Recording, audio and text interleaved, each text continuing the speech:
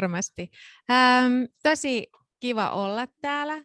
Kiitos kutsusta, että sain tulla puhumaan eläinetiikasta. Ja niin kuin mä tuossa sanoin, niin mä aina välillä silloin tällöin saan kutsuja tulla erilaisille opettajaryhmille puhumaan, ja mä oon niistä aina hyvin otettu, koska sitten samalla saa tätä eläinetiikan ja eläinfilosofian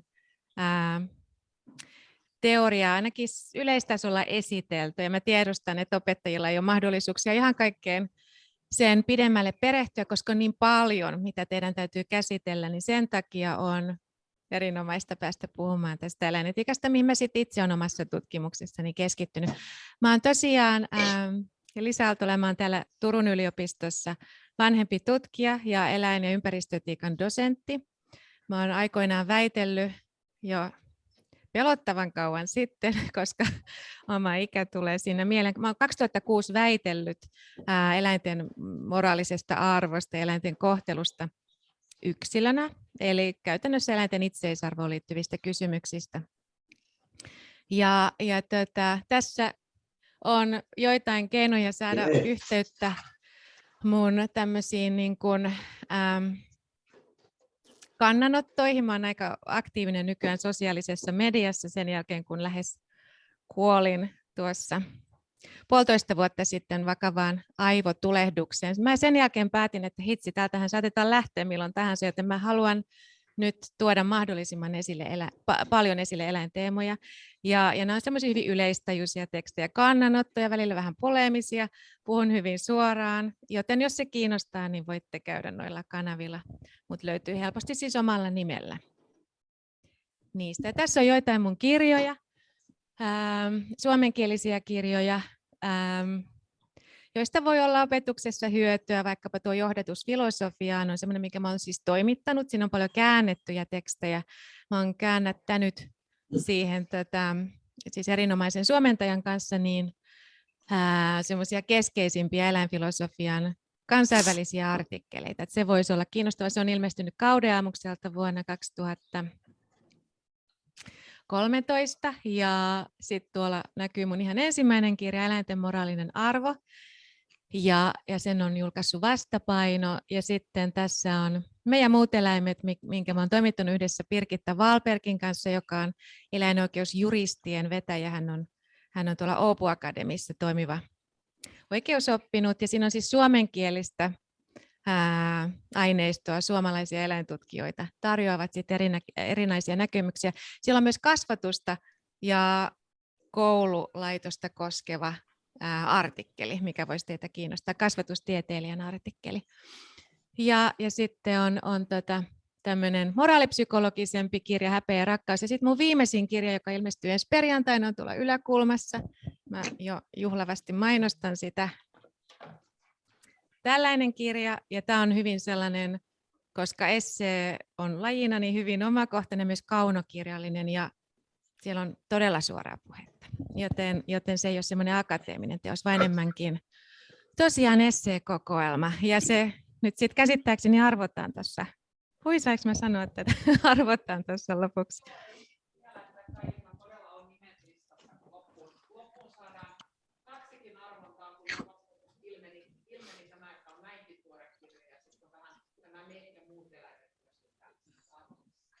Yes, mahtavaa. Ja tämmöinen mainospuhe. Ja sitten itse asiaan. Mä hiukan tässä aluksi puhun siitä, että miten maailmankuva vaikuttaa meidän eläineettisiin asenteisiin ja arvoihin. Mehän eletään hyvin ihmiskeskeisessä maailmankuvassa, mikä tarkoittaa sitä, että ihmisyys asetetaan muun eläinkunnan yläpuolelle ja arvotetaan myös kategorisesti eri luokkaan. Mutta mä hiukan nyt ensin luonnehdin sen historiaa. Sen taustalta löytyy tämmöisiä filosofian suuria klassikkonimiä, kuten René Descartes, on varmasti teille tuttu juttu. René Descartes on varmasti se useiten tässä yhteydessä mainittu nimi. Hän kritisoi eläinten mielen mahdollisuutta. Hän väitti, että eläimillä ei ole tahtoa, eikä niillä sitten ole sielua, mikä oli tuon ajan termi mielelle. Ja niiltä puuttuu tämmöinen sisäinen subjektiviteetti, mikä on ollut länsimaisessa filosofiassa hyvin keskeinen määrä yksilölle. varsinkin uudella ajalla. Ja yksi hänen argumenttinsa oli se, että koska eläimillä ei ole puhuttua kieltä, niillä ei myöskään ole mieltä. Ja tämä on Metodin esityskirjassa 5. luvussa. Ja hän siellä myös käsittelee sitä, että koska ostereilla ei ole hänen mielestään ilmeisellä tavalla mieltä, sitten ei voi myöskään olla norsuilla, koska kaikki eläinkunta on lopulta samaa. Ja ainoastaan ihminen eroaa siitä koko valtavasta heterogeenisestä eläimyydestä.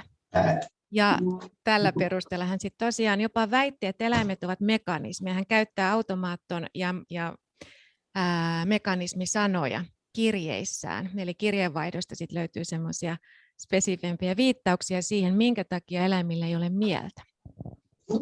Hän on tosiaan tästä varsin surullisenkin tunnettu, traagisen tunnettu. Sitten Immanuel Kant on toinen tämmöinen klassikkohahmo, jota varmasti teille myös tuttu ajatus monelle teistä. Hän väitti, että eläimillä on ainoastaan epäsuoraa arvoa. Eli on hyvä kohdella eläimiä hyvin, koska se edistää sitä, että me kohdellaan myös ihmisiä hyvin. Mutta eläimiltä puuttuu itseisarvo. Niillä ei ole siis arvoa sinällään, ne eivät ole päämääriä itsessään. Ja hän myös korosti sitä, että eläimillä on välinearvo, eli tämä epäsuora arvo sai rinnallensa välinearvon. Ja Kant itse asiassa kehotti mahdollisimman suureen eläinten hyötykäyttöön, kuten myös Descartes. Ja tähän voisi listata monia muita klassikkohahmoja, vaikkapa Tuomas Akvinolaisen mukaan. Ja jo Aristotelesta lähtien on ajateltu, että eläimen paikkana on palvella ihmistä semmoisessa aristoteellisessa teleologisessa jatkumossa, jossa epätäydellisempi palvelee täydellisempää. Ja tässä siis on koko ajan oletuksena se, että ihminen todella on kaikkein kehittynein, kaikkein täydellisin olento kaikin puolin. Ja näitä historiallisia juuria voisi tosiaan kaivella pitkään, mutta mä jatkan eteenpäin. Ne on tukeneet ihmiskeskeistä ajattelutapaa, jonka peruskriteerit on ensinnäkin vastakkainasettelu eli dualismi. Ihmiskeskeisyys on voimakkaan dualistista, asemoi ihmisen kaikesta muusta eläinkunnasta erilliseksi olennoksi kategorisesti, eli täysin erilliseksi olennoksi. Sitten toinen ehto on hierarkkisuus, eli ihminen on muuta eläinkuntaa ylempänä. Tähän usein liittyy juuri nämä arvonnäkemykset, tai sitten ontologiset kuvaukset, eli kuvaukset siitä, minkälainen ihminen on kyvyiltänsä vaikkapa. Eli tämä Descartesin väite siitä, että eläimillä ei ole mieltä sanan varsinaisessa merkityksessä on osoitus tämmöisestä hierarkkisesta ontologiasta, mutta myös se normatiivinen ulottuvuus, minkä kautta eläimiä lähestytään, sekin on hyvin hierarkkinen. Eli sitten myös tämä Kantin väite tästä eläinten itseisarvon puutteesta on osoitus tästä hierarkiasta, arvohierarkiasta. Ja kolmantena voimakas hyödyntäminen on keskeinen osa ihmiskeskeistä maailmankuvaa. Ja tosiaan Descartes ja Kant ja moni muu länsimainen klassikkofilosofi on kehottaneet hyödyntämään muuta luontoa ja eläimiä mahdollisimman tehokkaasti. He ovat jopa pitäneet sitä velvoitteena. Ja tämä osaltaan liittyy uuden ajan alkuun, jolloin haluttiin kehittää teollisuutta, teknologiaa, tiedettä. Ja semmoinen episteeminen lähtökohta oli hyvin erilainen. Enää ei hyväksytty luonnon mysteeriä, vaan haluttiin selvittää ne ja käyttää niitä ihmisen hyväksi. Ja samalla sitten eläintä alettiin hyödyntämään paljon voimakkaammin. Ja tässä on semmoinen ikävä ristiriita, että valistuksen aika liittyy myös eläinten alentamiseen. Eli samalla kun ihminen alkoi korostamaan omaa älykkyyttä, niin samalla sivistystä, valistusta, edistystä, niin hän teki sitä irrottautumalla muusta eläinkunnasta. Ja tämä itse ihmiskeskeisyys on hyvinkin hallitseva ajattelumalli. Tätä on tutkittu kulttuuriteoriassa aika paljon, eläintutkimuksessa aika paljon. Ja se hallitsevuus tulee esille eri tavoin, vaikka eläinten mieliin suhtaudutaan usein skeptisesti.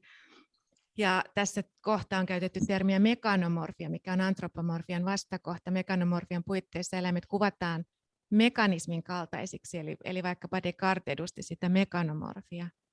Ja yksi mun nähdäkseni hyödyllinen väite on se, että siinä missä me paljon puhutaan antropomorfiasta ja inhimillistämisestä nykyyhteiskunnassa semmoisena vaarana, mikä helposti luikertelee eläinsuhteeseen, niin itse asiassa tämä mekanomorfia on paljon yleisempää.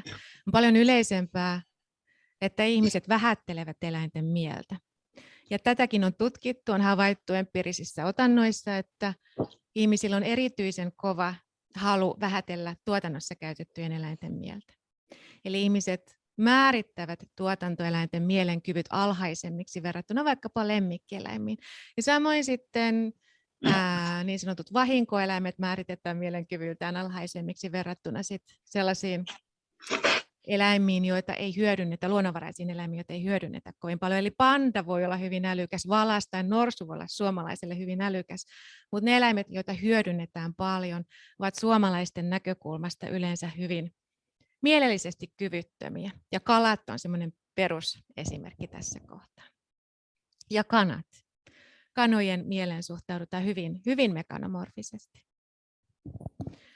Vaikka niiden mielestä on nykyään paljon tutkimusta ja se on varsin kehittynyt. No toinen esimerkki tästä ihmiskeskeisyydestä on se, että eläinten arvostamista on pidetty tunteenomaisena tai naivina. Sitä on pidetty lapsellisena, sitä on pidetty naisten hömpötyksenä. Ja voin sanoa, että vaaleatukkaisena naisena olen varsinkin nuorena saanut tästä kuulla. Ja tämä on hyvin sukupuolittunut itse asiassa monella tapaa. Tätäkin on tutkittu kulttuurihistoriallisesti ja kulttuuriteoreettisesti on niin, että naisen on helpompi, sosiaalisesti hyväksyttävämpää välittää eläinten kohtelusta, kun taas maskuliiniseen identiteettiin liitetään sellaisia kulttuurisia oletuksia, että empatia on pehmeyttä ja kunnon mies menee ampumaan sen hirven eikä ala miettimään, että mitä hän tuo hirvi ajattelee maailmasta tai miten hirvi kokee olemisensa. Eli tämmöiset kysymykset vaikuttaa kyllä tässä maailmankuvassa aika vahvasti. Ja tämä osoittaa sitä, että eläimiin suhtaudutaan vähätellen, koska samalla sitten ne ihmisryhmät, joihin suhtaudutaan vähän vähätellen tai siten, että he ei ehkä nyt tiedä, mikä on tiedollisesti tärkeää, ei pysty soveltamaan tiedollista analyysiä, niin heille on soveliaampaa sitten myös tämmöinen eläineettinen pohdinta. Ja tätä olisi tärkeää purkaa. Onneksi sitä nykyään tapahtuukin jo jonkun verran. Ja sitten toki eläinten laaja hyväksikäyttö ja hyödyntäminen on selkeä esimerkki ihmiskeskeisestä maailmankuvasta, sen hallitsevuudesta. Vähintään 70 miljardia maaeläintä käytetään eläintuotannossa vuosittain globaalilla tasolla. Suomessa se luku on 85 miljoonaa tällä hetkellä. Broilereita on siitä suurin osa. Ja sitten jos puhutaan kaloista, niin mennään jo triljooniin. Se hyötykäytön määrä on siis valtava. Ja tämä totta kai paljastaa jotain siitä, että miten me asennoidutaan muihin lajeihin. No, historiassa on kuitenkin ollut myös eriäviä ääniä sen suhteen, että nyt tämä lähti väärästä kohta, mikä on eläinten arvo. Ja teille on ehkä tuttua se, että esimerkiksi antiikin filosofi Pythagoras, joka oli tällainen esisokraattinen ajattelija, niin hän piti kasvissyöntiä ihmisen velvoitteena. Hän osittain perusteli tätä sielunvaellusopilla, mutta toisaalta se oli silloin semmoinen hyvin yleinen ajatus joka tapauksessa, siinä ei ollut mitään kummallista. Ja se enemmänkin oli osa sellaista, tästä on nykyfilosofian käsin tulkittu sellaiseksi asennoitumiseksi, jossa korostetaan meidän kaikkien yhteneväisyyttä. Eli se sielunvaellus ei välttämättä ollut ihan kirjaimellista sielunvaellusta, vaan enemmänkin sitä, että meissä kaikissa on mieli ja näin edespäin. No joka tapauksessa oli hänen käsityksensä tästä sielunvaelluksesta mikä hyvänsä, niin hän tosiaan painotti hyvin suorasanaisesti sitä, että minkä takia meidän täytyisi huomioida myös muut eläimet. Ja pythagoralainen koulukunta sitten vaelteli antiikin Kreikassa ja kannusti ihmisiä kasvissyöntiin. Heillä oli semmoinen yhteisö, missä harjoitettiin matematiikkaa, astronomiaa ja syötiin kasviksia. Ja siihen sitten liittyy kaikenlaisia myös muita erityisiä piirteitä, mutta se on ollut semmoinen kiertävä yhteisö ja hyvinkin suosittu omana aikanaan. Ja tässä Ovidiuksen kuvailu pythagoralaisesta filosofiasta. Niin kauan kuin ihminen on alempien olentojen armoton tuhoaja, hän ei tule tuntemaan terveyttä tai rauhaa, koska niin kauan kuin ihminen tappaa eläimiä, ihmiset tappavat toisiaan. Hän, joka kylvää murhan ja kivun siemeniä, ei voi niittää iloa ja rakkautta. Eli tässä tulee esille se Kantin epäsuoran arvon ajatus, mutta toisaalta sitten myös se, että se miten me ollaan täällä maailmassa ja miten me kohdellaan muita eläimiä, niin se heijastuu ylipäätänsä meidän maailmankuvaan ja tapaan asemoitua myös ihmisiä kohtaan. Eli tämä on aika kiinnostavaa. Sitten toinen sellainen henkilö, jonka mä olisin voinut mainita, mutta sitä ei taida täällä olla, on Plutarkkos, joka sitten varsinkin tarjosi hurjaa tekstiä siitä, että miten eläimiä tulisi kohdella. Pythagoraltahan on aika vähän suoraa lainausta olemassa, eli se on sitten aikalaisten tuottama tulkinta, se mitä me tiedetään Pythagoran sanomisista, mutta hyvin pitkälle, mutta Plutarkokselta on jäljellä sitten pitkiä tekstinpätkiä, joita on myös suomennettu.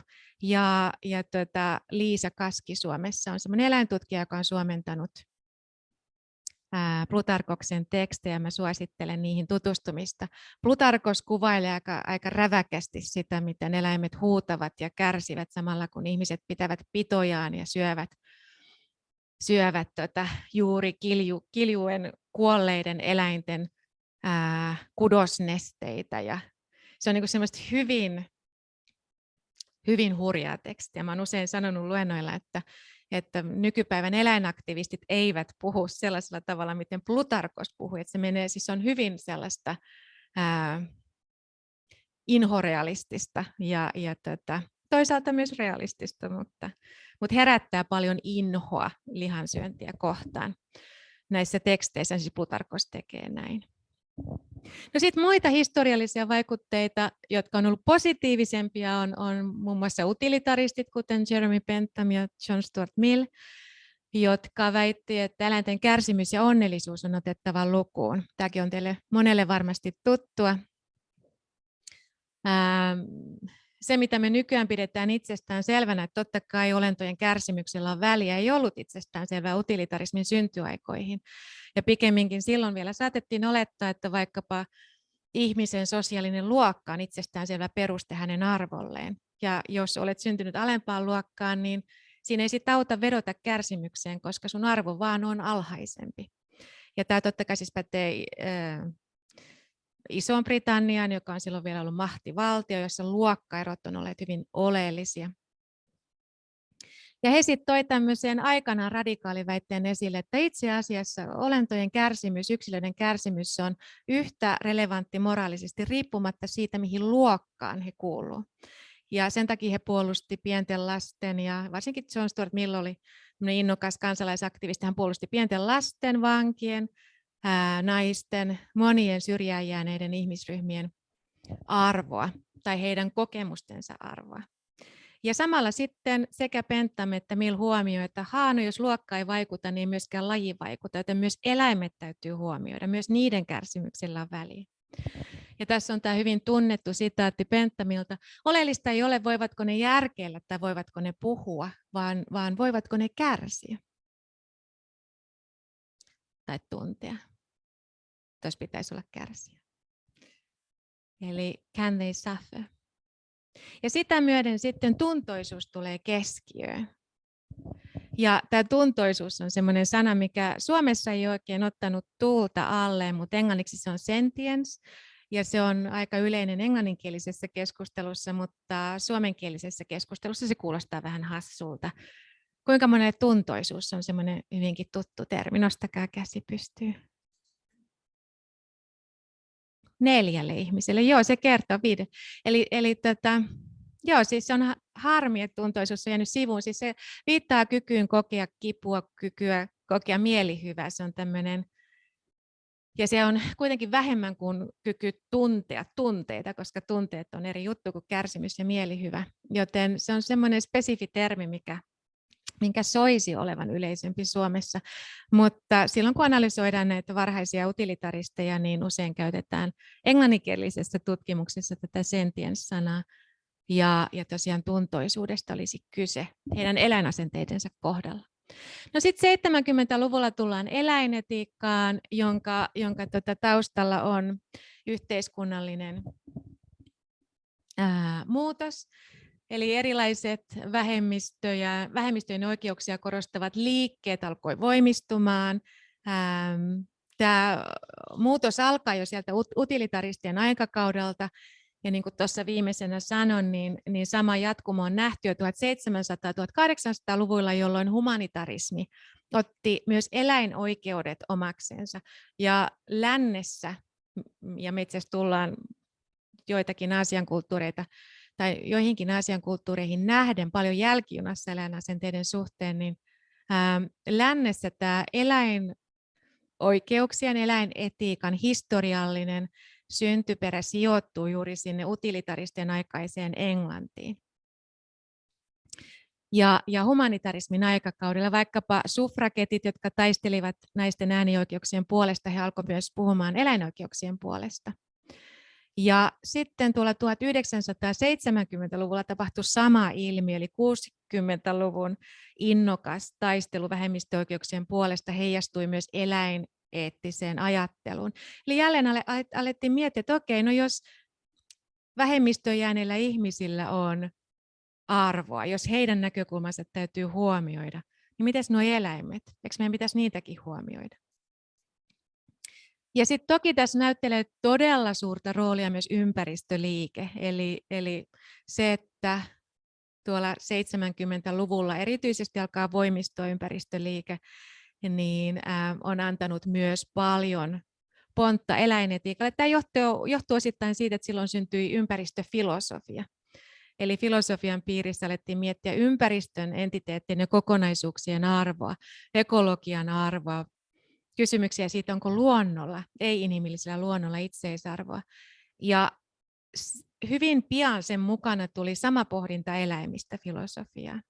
Eli ympäristöfilosofia oli se ensimmäinen ja sitten eläinetiikka tuli sen joitain vuosia sen perässä.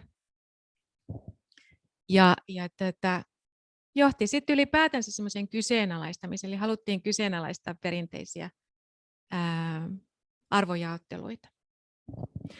Ja sitten tälle pontta antoi myös mä kuvailen siis tätä maailmankuvallista muutosta ja tämmöistä yleisempää kulttuurista muutosta eläinetiikan taustalla, mikä voi oppilaita kiinnostaa, koska usein, ja tämmöisen sivujuonteena nyt sanon, niin useinhan ajatellaan, että tämä on ihan hiljattainen juttu, tämä eläinoikeudet, mutta ei se sitä ole. Sitä on ollut jo antiikin aikana. Eläinten kohtelua on mietitty paljon jo antiikin aikana, itse asiassa jopa kenties enemmän kuin nykyaikana. Ja sitten 1800-luvulla sitä on mietitty paljon. Silloin on kirjoitettu ensimmäisiä filosofisia tekstejä eläinoikeuksista. Muun muassa Henry Salt-niminen ajattelija teki väitöskirjansa eläinoikeuksista 1800-luvun loppupuoliskolla. Ja sitten se on tullut takaisin tuolla 70-luvulla. Maailmansodat sen pysäytti hetkeksi. Eläimistä ei keskusteltu maailmansotien aikana tai niiden jälkeen, koska oli niin paljon ihmiskärsimystä, mutta sitten se teki paluun 70-luvulla.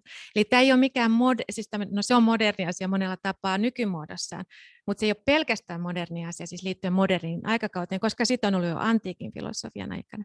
Mutta se on myöskään siis nyt tässä hetkessä syntynyt juttu, vaan sillä on todella pitkät juuret. Eli tästä kannattaa muistuttaa oppilaita, jos heillä on sellainen fiilis, että tämä on tullut ihan puskasta tämä eläinetiikka. Se ei ole suinkaan niin. Mutta tosiaan tuotannon nopea tehostuminen on yksi syy eläinetiikan synnylle.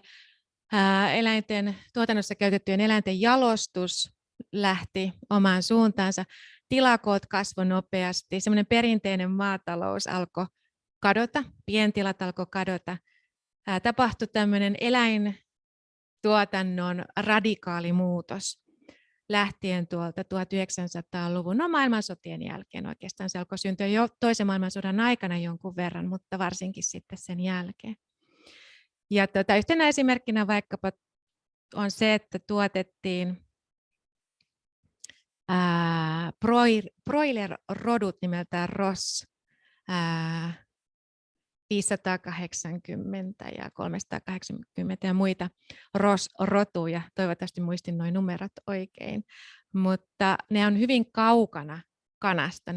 Siis ne on huomattavan jalostettuja olentoja, ne ei pysty edes pysymään pystyssä täyskokoisena, ne ei selviytyisi hengissä muutama viikkoa pidempään, koska ne on niin jalostettu rintalihaksiltaan suuriksi. Ja tämmöinen voimakas jalostaminen lähti liikkeelle 1900-luvulla.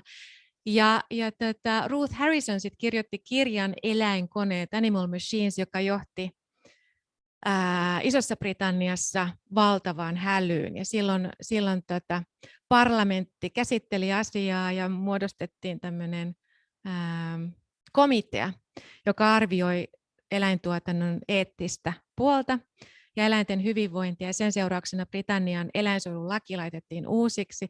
Valitettavasti se ei kauheasti parannuksia tuonut, mutta silloin alkoi kehittyä tämmöinen hyvinvointikeskustelu. Äkisti herättiin siihen, että okei, mitäs näitä tuotantoeläimiä kohdellaan ja onko meidän eläinsuojelulaki eläintuotannon tasolla. Ja eläinsuojelu ja eläinten hyvinvointi nousi termeinä voimakkaasti esille. Ja se sitten heijastui myös eläinetiikan syntyyn. Eläinten mieltä koskevan tiedon nopea kasvaminen 1900-luvun loppupuoliskolta eteenpäin varsinkin on ollut myös yksi syy. Meillä on yhä enemmän tietoa siitä, että eläimet ovat kognitiivisesti tosi kyvykkäitä. Se on aina häikäisevää tutustua uuteen tutkimukseen koskien eläinten mieltä, koska sieltä löytyy vaikka mitä. Sieltä löytyy paljon sellaista, mitä meillä ihmisillä ei ole. Jos mietitään tursaiden mieltä, joka on luultavasti hajautunut useaksi persoonaksi ja ne sijaitsevat eri lonkeroissa. Niiden neuronit ne kulkee halki kehoon. Ja siellä on luultavasti siis monta tämmöistä tursasmieltä samassa kehossa, jotka sitten kiistelevät, mihin suuntaan mennään. Hirveän nopeasti tekee yhteistyötä. Niin tässähän, jos ajatellaan, että onko tursas kehittynyt laji vai ihminen kehittynyt laji, niin kyllä mä sanoisin, että se tursas on kehittyneempi. Hyvin kiinnostava tietää. Että jos täällä selvitään vielä hyvin pitkään, että jos tätä maapallon elämä selviää vielä hyvin pitkään, niin kukahan se on se NS-johtava laji? Onko se tursas? Jos voitaisiin nähdä tuonne hamaan tulevaisuuteen, niin onko niin, että ihminen on kadonnut ja täällä on tursaiden moninainen kulttuuri kukoistamassa? Kuka tietää, mutta tämä eläinten mieltä koskeva tutkimus on tosiaan hyvin kiinnostava ja kutkuttava, kiehtova. Ja tosiaan, niin kuin mä mainitsin, niin myös vaikkapa kaloilta ja kanoilta löytyy paljon kognitiivisia kykyjä. Kanat on muun muassa kommunikaatiossa erittäin kehittyneitä. Niillä on vähintään 24 erilaista merkkiääntä. Ja ne pystyy laskemaan, ja pienet tiput pystyy laskemaan pieniä lukumääriä hyvin nopeasti. Niillä on tutkitusti persoonallisuus, eli kukin kana on erilainen persoonalta. Niillä on huima oppimiskyky, tilallinen hahmotuskyky, erinomainen muistikyky.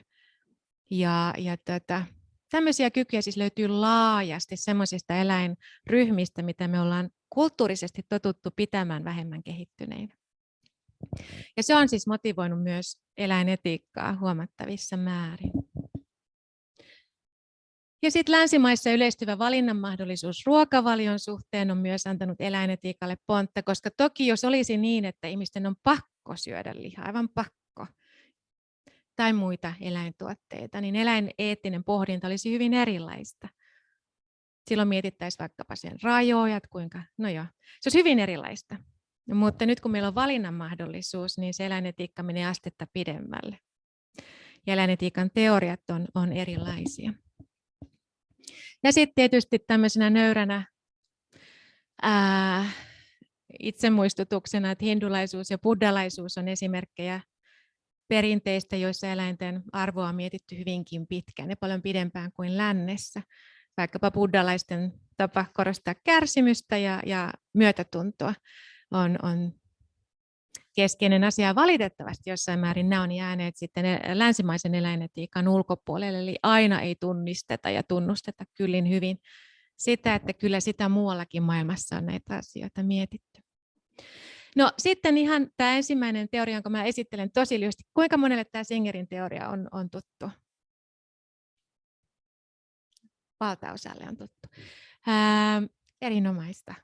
Mä esittelen tämän lyhyesti ja ainahan toisto tekee hyvää, joten siitä ei varmasti ole haittaa. Singerin teos Animal Liberation on oikeastaan lähtölaukaus eli eläinetiikan synnylle. Tämä kirja ilmestyi vuonna 1975 ja se on suomennettu nimellä Oikeutta eläimille. Helena Telkänranta, joka oli silloin nimeltään Helena Tengvall, on sen suomentanut. Helena Telkänranta on hyvin tunnettu eläinten mielentutkija. Suomessa ehkä teille on tuttuja hänen teoksensa. Ja tämä on hyvin sellainen helppolukuinen ja helposti, tämä on aika mielekäs kirja. Täällä ei ole semmoista kimuranttia, hyvin pedanttia filosofista pohdintaa, mitä yleensä analyyttisen filosofian teokset on täynnä. Tämä on mukaansa tempaava teos, mikä on filosofiassa suoraan sanottuna harvinaista. Ja tästä voisi vielä sen sanoa, että Singer itse kuvaa sitä motiiviaan kirjoittaa tämä kirja siten, että hän ei ollut miettinyt eläinkysymystä juuri yhtään. Mutta sitten tuttavat sanoivat hänelle, että kun he on kasvissyöjiä, nämä tuttavat oli filosofeja, ja hän alkoi keskustella siitä jonkin piknikin äärellä. Ja yhtäkkiä Singer tajusi, että okei, mä haluan miettiä tätä enemmän. Ja mitä enemmän hän sitä mietti, sitä hämmentyneempi hän oli, että herran tähden, tässähän täytyy muuttaa ruokavaliota, tässähän täytyy kirjoittaa kirja. Ja tosiaan suosittelen tätä teosta. Toki siellä on sitten semmoisia omaan aikaansa kuuluvia kuvauksia vaikkapa eläinkokeista, mutta toisaalta nekin on aika ajankohtaisia edelleen. Eli kannattaa tutustua. Ja sen verran vielä sanon, että Singer on henkilönä hyvin älyllisesti utelias. Hän haluaa älyllisesti koko ajan oikeuttaa ja pohtia ja analysoida asioita. Hän ei oikein ota mitään annettuna. Minulla on ollut ilo tavata hänet joitain kertoja konferensseissa. Ja hänestä kuultaa läpi sellainen älyllisyys. Nimenomaan siis sellainen, joka ei juutu kulttuurin oletuksiin, vaan haluaa katsoa niiden taakse. Ja mietit, että okei, voisiko tämä olla sittenkin toisin. Ja tämä piirre hänessä on varmasti motivoinut tämän kirjan kirjoittamista, koska sehän kyseenalaistaa aivan todella suurella tavalla, merkittävällä tavalla länsimaista eläinsuhdetta. On ollut aikanaan erittäin radikaali. No, hän lähtee liikkeelle tästä utilitarismin perinteestä. Hän edustaa siis utilitarismia ja hän ottaa taustakseen Benthamin ja Millin ajatukset. Ja hän painottaa erityisesti preferenssiutilitarismia, joka ajattelee, että hyvä teko on sellainen, joka maksimoi intressien tai preferenssien tyydyttymisen. Niin kuin varmasti muistatte, niin utilitarismi tähtää siihen, että me maksimoidaan jokin hyödyllinen seuraus. Ja Benthamille se oli nautinto, nautinnon eri asteet, ja Millille se oli onnellisuus, erityisesti korkeampi onnellisuus. Ja Singer ajattelee, että ne on liian subjektiivisia tekijöitä. Tarvitaan jotain objektiivisempaa, ja hän ajatteli, että tämä intressien, preferenssien tyydyttyminen olisi objektiivisempi määritelmä sille hyödylle, mitä me tavoitellaan hyvillä teoilla. Ja hän ajatteli, että näitä voidaan määrittää objektiivisesti siksi, että meillä on olemassa tiettyjä keskeisiä intressejä, jotka voidaan hahmottaa ihan vaikkapa lajin perusteella. Ihmisille on tärkeää, siis ihmisille hyvin keskeisiä, tärkeitä intressejä on vaikkapa sosiaalisuus tai älyn seuraaminen, se älyllinen uteliaisuus, mikä Singerissä on ilmeistä, tunteiden seuraaminen ja sitten ravinto, fyysinen koskemattomuus, tämmöiset seikat. Ja näitä voidaan siis objektiivisesti määrittää. Ja yksi toinen määrittely on se, että ne suojelee hyvinvointia. Ja hän korostaa erityisesti ensisijaisia intressejä ja preferenssejä sit myöhemmässä työssään ja ajattelee, että ne on välttämättömiä hyvinvoinnin kannalta. Ja silloin kun me määritellään näitä intressejä tai preferenssejä, siinä on siis aika tärkeäkin vivahdeero muuten intressin ja preferenssin välillä, mutta minulla ei ole aikaa mennä siihen sen tarkemmin, mutta Singer on tehnyt tässä semmoisen pienen kömmähdyksen, että hän olisi oikeastaan pitänyt puhua intressiutilitarismista eikä preferenssiutilitarismista, mutta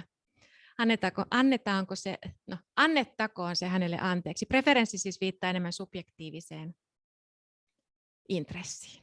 Ja intressi sinällänsä on jotain muuta, se on objektiivisempaa. Joka tapauksessa määrittelyn perustana on vaikkapa tietyn lajin kyvyt tarpeet, eli vaikkapa kognitiiviset kyvyt tai fysiologiset tarpeet, se tarve saada ravintoa tai tarve suojautua sääilmiöiltä, tarve sosiaalisen kanssakäymisen, on sellaisia perusesimerkkejä intresseistä. No, moraalinen teko on tosiaan sellainen, joka tyydyttää mahdollisimman monen osapuolen intressit. Tässä tasavertaisuus on todella keskeistä. Moraali ei tähtää siis ainoastaan siihen, että joillakin tyypeillä olisi oikein kiva ja kaikki intressit tyydytettynä, vaan meidän täytyy tähdätä siihen, että mahdollisimman monen intressit olisivat tyydytettyjä. Ja tasavertaisuus on tästä syystä keskeistä. Singer painottaa sitä, että biologiset, älylliset tai sosiaaliset tekijät eivät voi vaikuttaa intressien painoarvoon, eli sukupuoli ei voi vaikuttaa, ihonväri ei voi vaikuttaa, se onko kyseessä huippufyysikko, ei voi vaikuttaa siihen. Mun intressit on siis yhtä oleellisia kuin jonkun tätä meidän yliopiston. Mä aina ihailen, kun siellä on rakennus nimeltään Quantum, ja mä salaa haluaisin harrastaa kvanttifysiikkaa, mutta en ymmärrä siitä kylliksi, niin mä voin todeta silti, että siellä työskentelevien intresseillä ei ole enempää merkitystä kuin minun intresseillä. Eli älylliset tekijät ei vaikuta intressien painoarvoon, kuten ei myöskään sosiaaliset tekijät, kuten vaikkapa luokka tai uskonto tai tämmöiset jutut. Ja tämä kaikki kuulostaa intuitiivisesti erittäin hyväksyttävältä, eikö totta? Ja tämä on utilitarismin yksi ydinteesi, ja hyvin yksinkertainen teesi. Meidän täytyy tasavertaisesti palvella kaikkien intressien tyydyttämistä mahdollisimman pitkälle. Tietenkään me ei voida turvata sitä, että aina näin tapahtuisi, että kaikki ovat onnellisia tai kaikkien intressit on täytettyjä, mutta meidän täytyy tähdätä siihen. Ja tämä puolestaan johtaa siihen, että myös eläimet on otettava lukuun, koska ensinnäkin, jos biologialla ei ole väliä, niin lajibiologisena tekijänä on epärelevantti. Samalla tapaa kuin sukupuoli, jos me ajatellaan sitä biologisesti, tai ihonväri on vailla oleellisuutta, niin myös laji on biologinen tekijä, jolla ei ole väliä silloin, kun me mietitään intressien painoarvoa. Miksi lajilla olisi merkitystä? Mä itse asiassa mun väitöskirjassa paljon tätä käsittelin, tätä lajikysymystä, ja kävi hyvin ilmeiseksi, että lopulta se palautuu uskontoon, se ihmislajin erityisyyden korostaminen, ja on älyllisesti hyvin vaikeasti perusteltavissa. Mä väitän, että ei sitä voi lainkaan perustella älyllisesti sekulaarisessa kontekstissa. No samoin sitten älykkyys on epäoleellista, eli jos ihminen nyt väittää sille mustekalalle, että olen sinua älykkäämpi, niin tämä ei kuitenkaan tee hänen intresseistään arvokkaampia tai moraalisesti merkittävämpiä. Eli älyllisyyden asteella ei ole väliä. Jos sillä ei ole väliä ihmisten keskuudessa, miksi sillä olisi väliä suhteessa muihin eläimiin? Ja tässä kohtaa Singer puhuu paljon siitä, että minkä takia meidän täytyy muistaa, että eläimet ovat huomattavan ja yllättävän älykkäitä, ja että monet ihmisryhmät jäisivät eläinten älyllisyyden alapuolelle.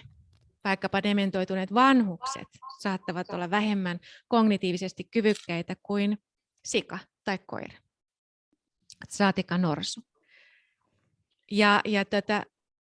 Me kaikki intuitiivisesti ymmärretään, että tämä ei tarkoittaisi sitä, että me voidaan kohdella sitä dementoitunutta vanhusta huonommin kuin me kohdellaan koiraa.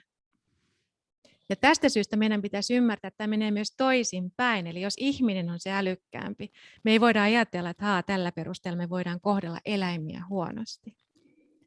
Niin kauan kuin se huippufyysikko ei voi ottaa mua hengiltä ja laittaa mua pannulle tirisemään, koska mä olen tyhmempi kuin hän, niin samalla tapaa tätä ei myöskään voi soveltaa eläimiin. Me ei voida sanoa, että eläimet ovat vähemmän kyvykkäitä ja sen takia niitä voi kohdella vaikkapa pelkkänä lihanpalana. Mä pahoittelen mun hirtehisiä esimerkkejä, mutta ne on tässä kohtaa vähän välttämättömiä.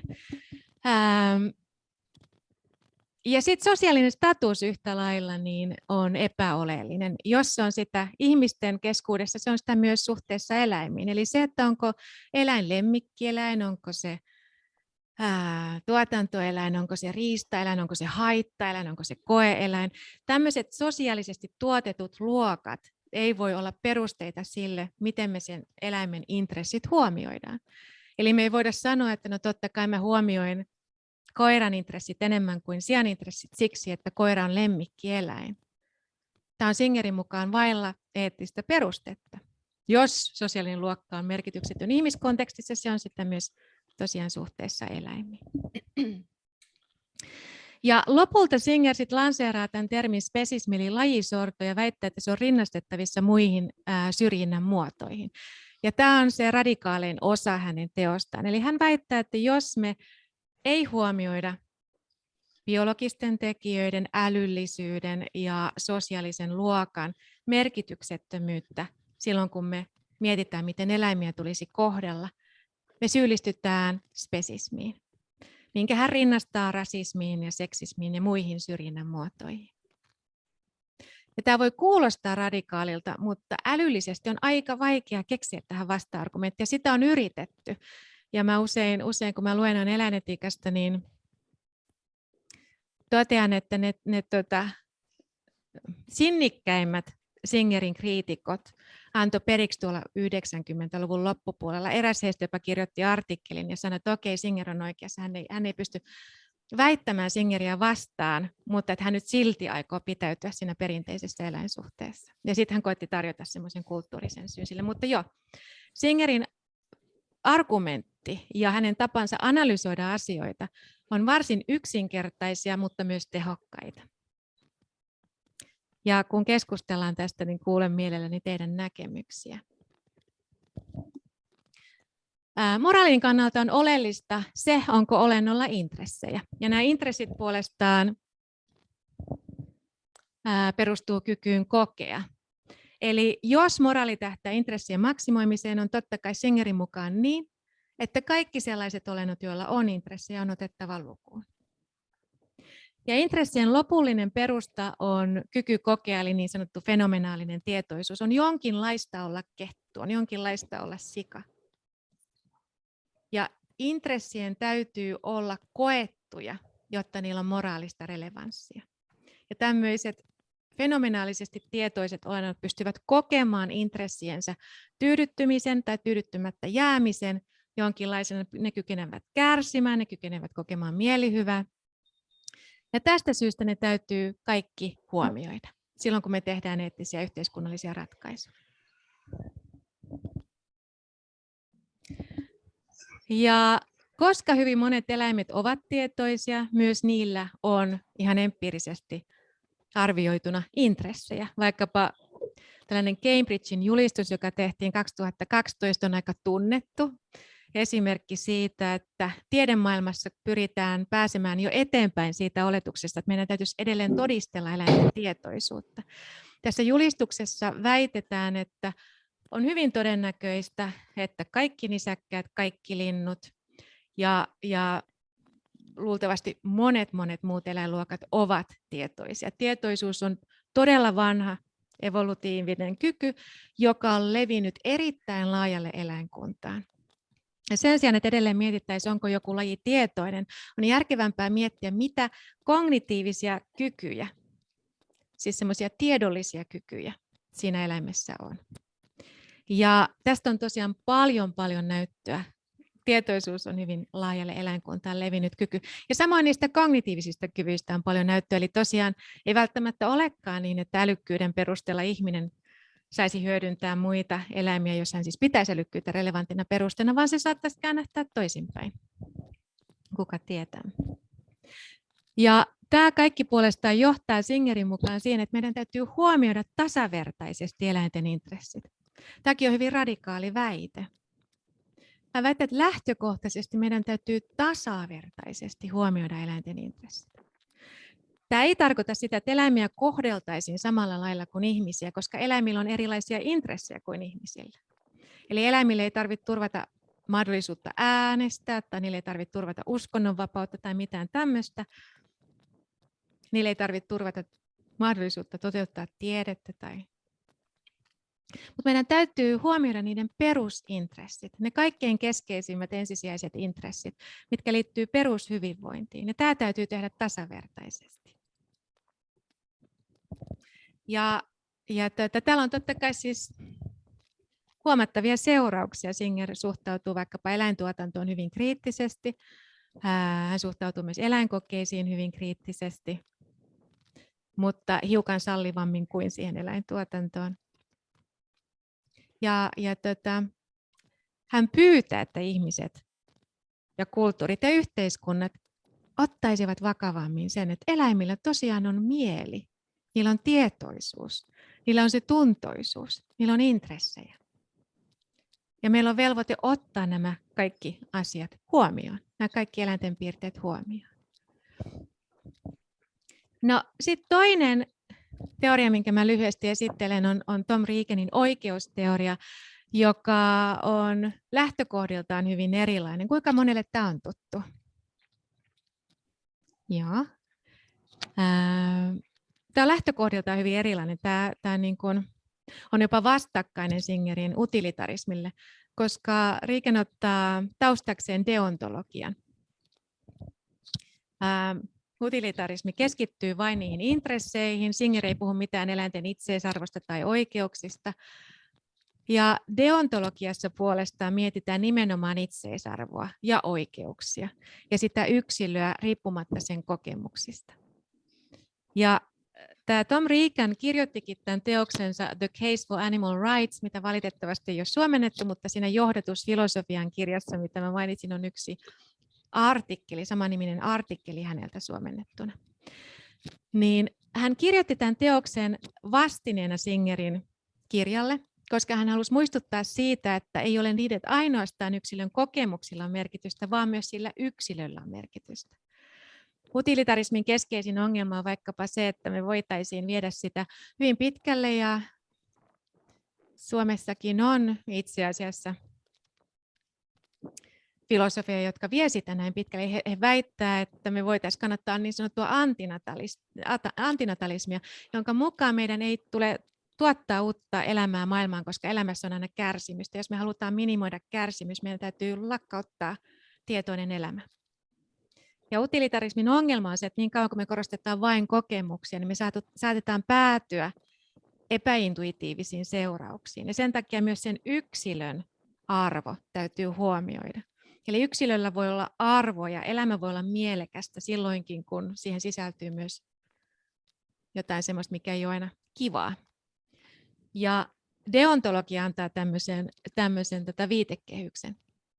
No, Kantin mukaan tietyillä olennoilla on arvoa itsessään, ne ovat siis päämääriä sinällänsä, ja tämä on itseisarvon semmoinen yleisin luonnehdinta.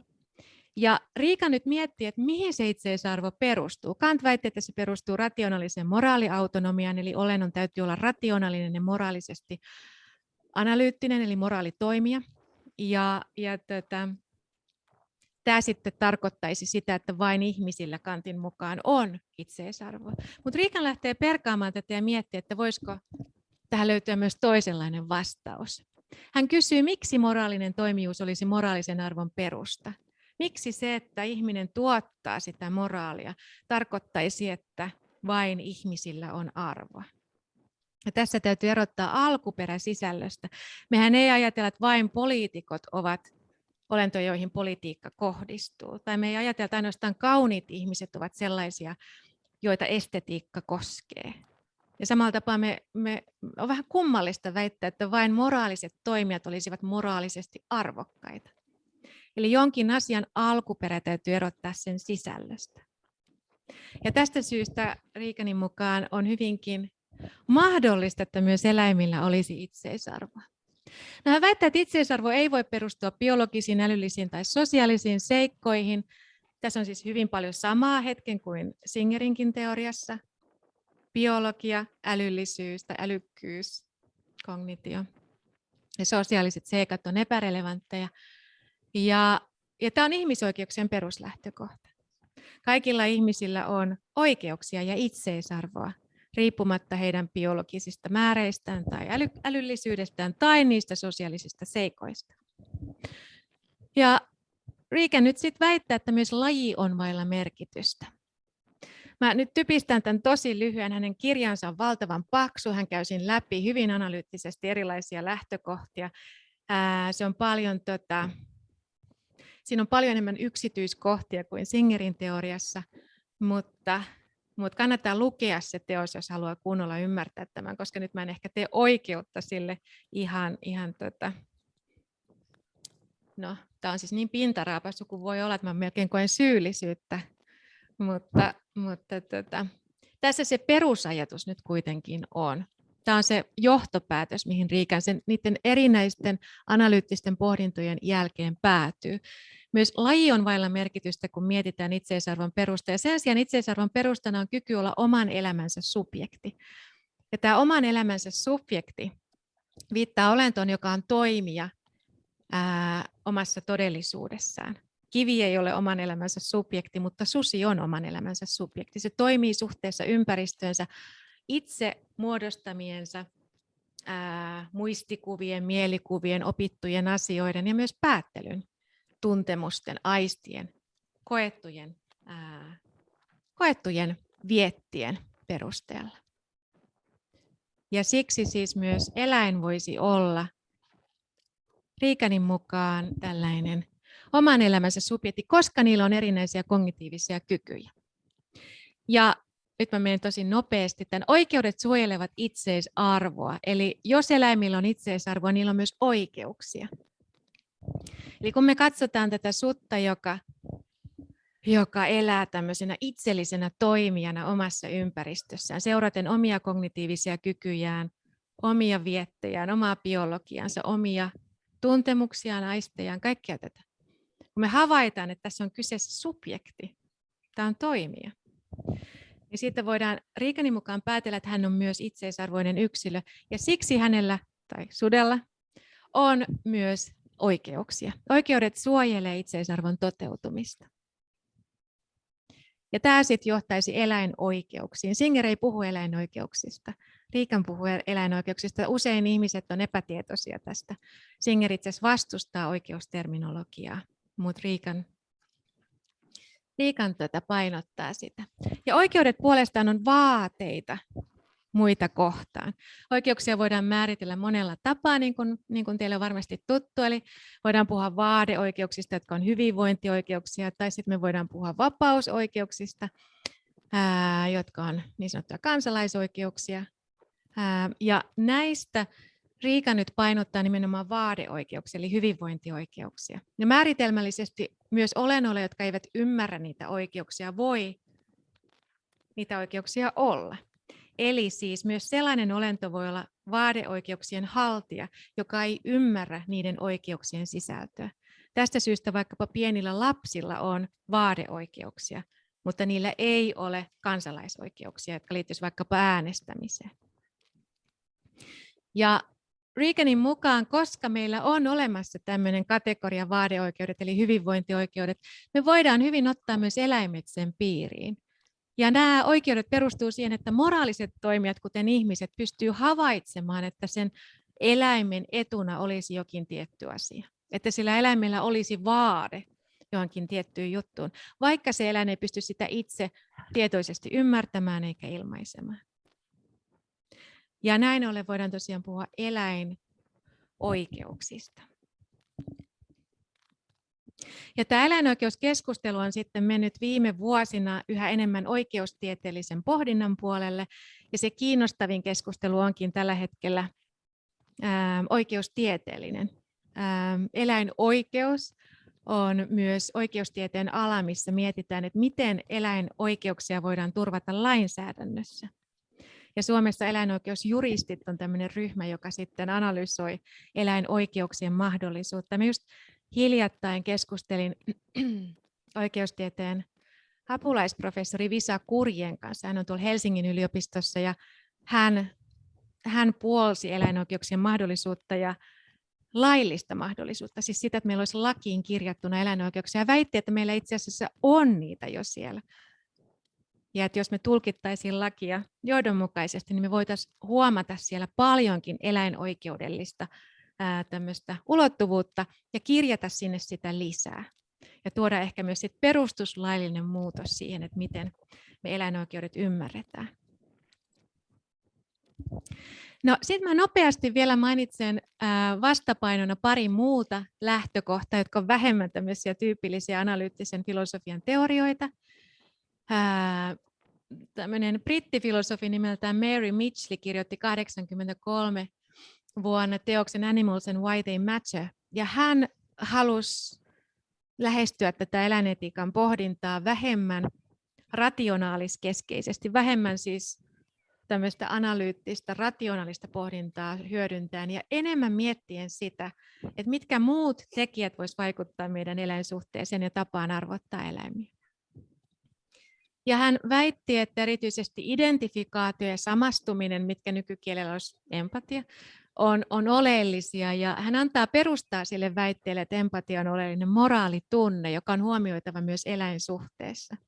Ja mä itse teen paljon moraalipsykologista tutkimusta nykyään, niin tätä mua on motivoinut aikoinaan tämä Mitchellin teos hyvinkin paljon opiskelijana, ja on hyvin kiinnostava. Miten meidän tunteet vaikuttaa meidän eläimiä koskeviin arvoihin ja normeihin ja siihen, miten me eläimiä kohdellaan. Ja Mitchell tuo tätä ulottuvuutta esille. Ja sitten varsinkin myöhempi feministinen eläinfilosofia on toistunut samaa, eli vaikkapa Lori Kroon on semmoinen yhdysvaltalainen filosofi, joka on kirjoittanut empatian ja eläinetiikan suhteesta. No sitten toinen tämmöinen vaihtoehto hyvin teoriakeskeiselle ajattelulle tulee Cora Diamondilta, joka on Wittgensteinilainen filosofi. Hän on kritisoinut tämmöistä analyyttistä eläinetiikkaa, mitä Singer ja Regan edustaa, sillä perusteella, että teoria ja analyysi on hänen mukaansa pahimmillaan deflektiota, eli semmoista poisheijastumista keskeisistä eettisistä oivalluksista. Hän käyttää esimerkkinä keskitysleirejä ja hän antaa semmoisen esimerkin, missä olisi paneelikeskustelu, jossa analyyttiset filosofit on mukana, ja heidän pitäisi keskustella siitä, että onko keskitysleirit väärin ja miksi. Ja heti kun tämä keskustelu alkaa, niin Diamondin mukaan he olisivat jo deflektoituneet siitä ilmeisestä vääryydestä, mikä keskitysleireihin liittyy. Eli on asioita, jotka on ilmeisellä tavalla moraalisesti jotakin. Ja teoria saattaa viedä meidän huomion pois siitä ilmeisyydestä. No koska tämä Diamond on Wittgensteinilainen kielifilosofi, niin hän korostaa sitä, että tämä ilmeisyys rakentuu usein kielen perusmerkityksistä. Hänen tunnetuin eläineettinen tai eläinfilosofinen artikkelinsa on Eating Meat and Eating People, jonka perusteesi on se, että me rakennetaan kielellisesti sellaista todellisuutta, jossa on ilmeistä ja itsestään selvää, että vaikkapa ihmisiä ei syödä. Ihmiset eivät ole syötävää. Mutta se sama kielellinen todellisuus tuottaa myös perusmerkityksiä, joiden mukaan eläimiä taas voi syödä. Ja tämä on tämmöinen yksinkertaistava esimerkki siitä, miten kieli tuottaa myös eläineettistä todellisuutta. Jos Wittgenstein on tunnettu väitteestä, että kieli tuottaa todellisuutta, mikä oli Traktaatuksen perusidea, niin Diamondin mukaan tämä sama pätee myös meidän eläinsuhteeseen. Kieli tuottaa meidän eläinsuhdetta.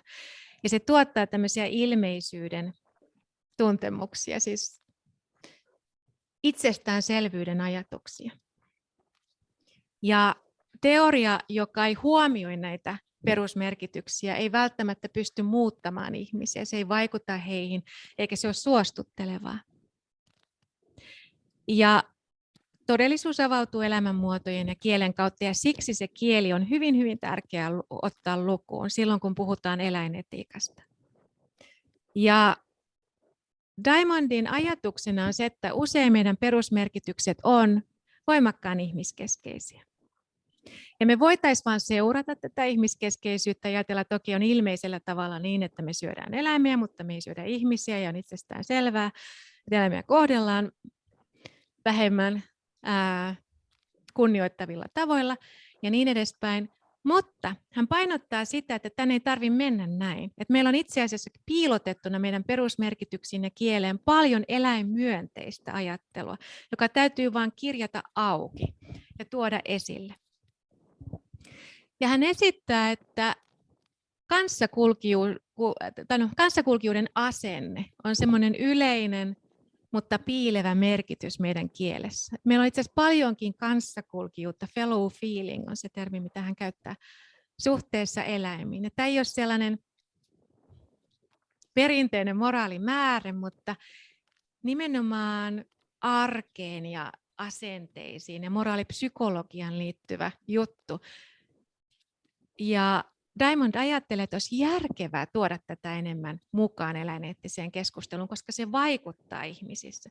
Jotkut ovat enemmän empaattisia eläimiä kohtaan, tai heillä on ilmeisempää, että eläimillä on merkitystä, tai heillä on enemmän kanssakulkijuutta, tai he kokevat enemmän syyllisyyttä eläinten huonosta kohtelusta, tai he kokevat enemmän kiukkua eläinten huonosta kohtelusta. Ja joillain näitä vastaavia reaktioita ei ole yhtä paljon.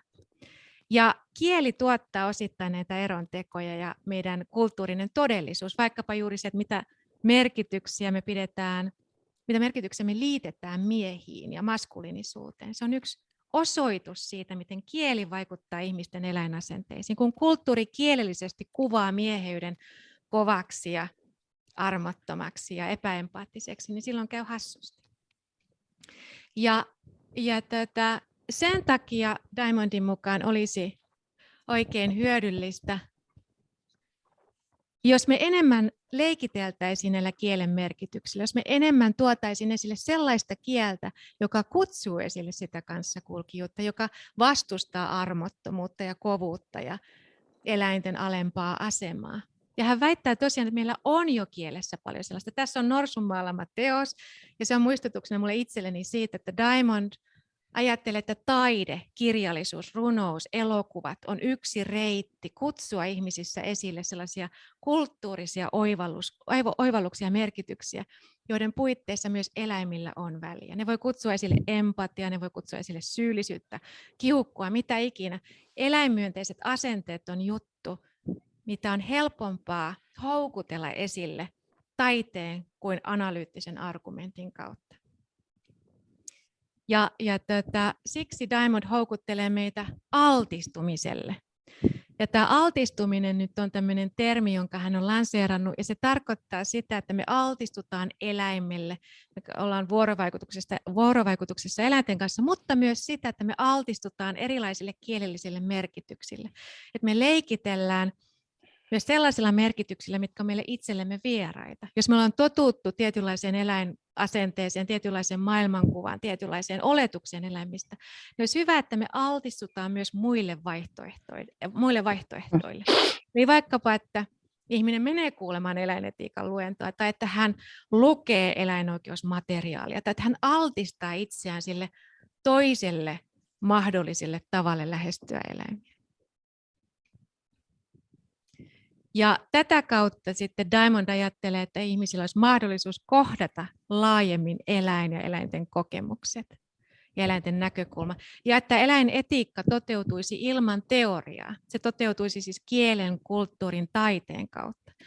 Ja mun täytyy todeta, että mä ihan kohta lopetan, mutta hän on oikeassa sikäli, että nyt tuli hiljattain pari vähän masentavaa empiiristä tutkimusta siitä, että nämä analyyttiset argumentit ei oikein toimi, ne ei oikein suostuttele.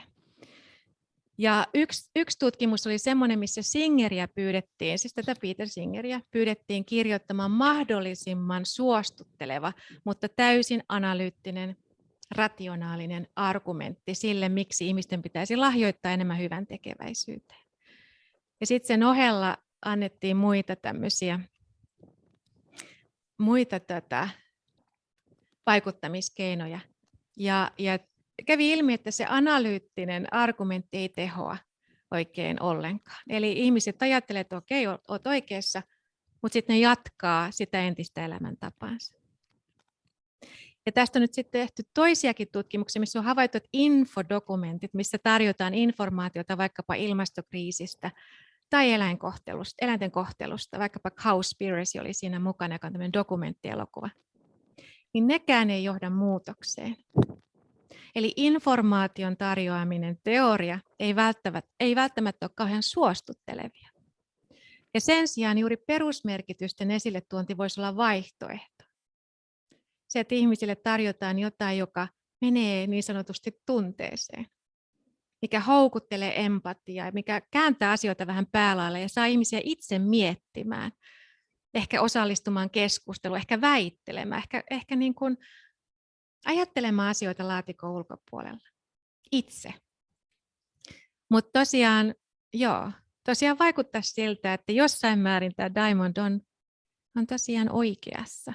Ehkä voidaan kohta keskustella siitä lisää. Mä vielä sen verran jatkan, että Diamond painottaa myös ihmetyksen tunnetta. Ehkä se ihmetys voisi olla myös sit vaikutusvaltaisempaa kuin analyyttinen argumentti. Hän ehdottaa, että me hämmästeltäisiin eläimiä. Tämä on osa sitä altistumista ja perusmerkityksiä. Vaikkapa taiteet voi saada meidät hämmästelemään eläimiä. Tässä on häneltä sitaatti. There is a sense of astonishment and incomprehension that there should be beings so like us, so unlike us, so astonishingly capable of being companions of ours and so unfathomably distant. Eli on ihmeellistä ja suorastaan häkellyttävää, että on olentoja, jotka on niin meidän kanssa samankaltaisia, mutta silti niin erilaisia. Olentoja, jotka on meidän kumppaneita ja silti äärimmäisen kaukaisia. Eikö ole hämmästyttävää, että on tursaita, Herran tähden? Sitä on aivan ihmeellistä. Tai että on mehiläisiä. Tai että on sikoja. Tai että on koiria. On hämmästyttävää. Että meillä on tällainen moninaisuus eläinkunnassa. Tämähän on aivan huimaa. Mutta aika usein me mennään arjessa eteenpäin miettimättä tätä. Ne vaan ajatellaan, että okei, tuossa on pulu, niitähän on nähty, tuossa on varista. Sikaa harva pysähtyy miettimään ihmeellisenä olentona, mutta sehän on ihmeellinen olento. Ja tällainen hämmästely ja ihmetys voisi olla tärkeää. Ja ehkä sitä voi myös opetuksessa kutsua esille, että saisi oppilaita hämmästelemään eläinkuntaa. Ja itse miettimään, että vau, että nämä on kyllä aika huimia olentoja, että mitenköhän mä haluan näitä kohdella. No sitten mä menen nopeasti ohi tämän osuudet ja enemmän. No ehkä me mennään. No keskeistä eläinetiikassa, jos mä vähäsen ynnään, niin on se, että siellä tutkitaan eläinten arvoa ja oikeuksia, mutta sitten myös ihmiseläinsuhdetta ja siihen liittyviä maailmankuvia, eli tämmöistä laajempaa kulttuurista suhdetta eläimiin. Sitten ihmisten velvollisuuksia muita eläimiä kohtaan ja myös moraalipsykologia, eli sitä, että mikä saa meidät arvottamaan eläimiä tietyllä tavalla. Eli nämä kaikki on sellaisia keskeisimpiä eläinetiikan ulottuvuuksia. Tähän olisi voinut listata myös muita mahdollisuuksia, mutta siis eläin itsessään, sen arvo ja oikeudet, ihmisen suhde eläimeen, ihmisen velvollisuudet eläintä kohtaan ja sitten se, mikä saa ihmisen arvottamaan eläimiä tietyllä tavalla. Nämä on ne keskeisimmät teemat, mistä mun mielestä kannattaa opetuksessa puhua edes jonkin verran. Ja tietysti se moraalipsykologia, missä tähdätään kunnioittavaan eläinsuhteeseen, olisi erityisesti huomion alla. Ja tässä esimerkkinä semmoisesta suhteesta on tähän Ukrainan sotaan liittyen, niin ukrainalainen nainen, jolla oli eläinten pienimuotoinen turvakoti, ja hänet pommitettiin kuoliaksi ihan sodan alussa, mutta tässä hän on siellä turvakodissa olleen aasin kanssa. Eli pieni kunnianosoitus sitten myös hänelle. Ehkä hän on esimerkki sellaisesta, kauhea taivutusongelma, esimerkki sellaisesta eläinsuhteesta, missä ollaan kunnioittavia, huomioidaan se eläimen arvo, huomioidaan sen itseisarvo. Tunnetaan empatia eläimiä kohtaan, pidetään eläimiä ihmeellisinä. Mutta joo, nyt olisi aikaa kysymyksille. Tämä meni hiukan pidemmäksi kuin mä ajattelin, mutta olisiko kysyttävää?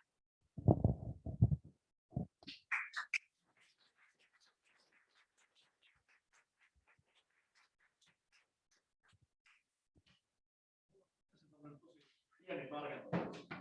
Singer ei haluaisi käyttää oikeutta. Hän on kuitenkin käsittääkseni allekirjoittanut tämän Great Ape Projectin. Kuitenkin on mukaan tässä oikeudessa. Vaan niin, että no, pakko tehdä jotain, vaikka en haluaisi vai. Joo. Voinko pyytää toistamaan sen kysymyksen? Niin täällä kysyttiin, että Singer on kuitenkin mukana tämmöisissä käytännön eläinoikeushankkeissa, niin kuin Great Ape Project, ja se on ihan totta.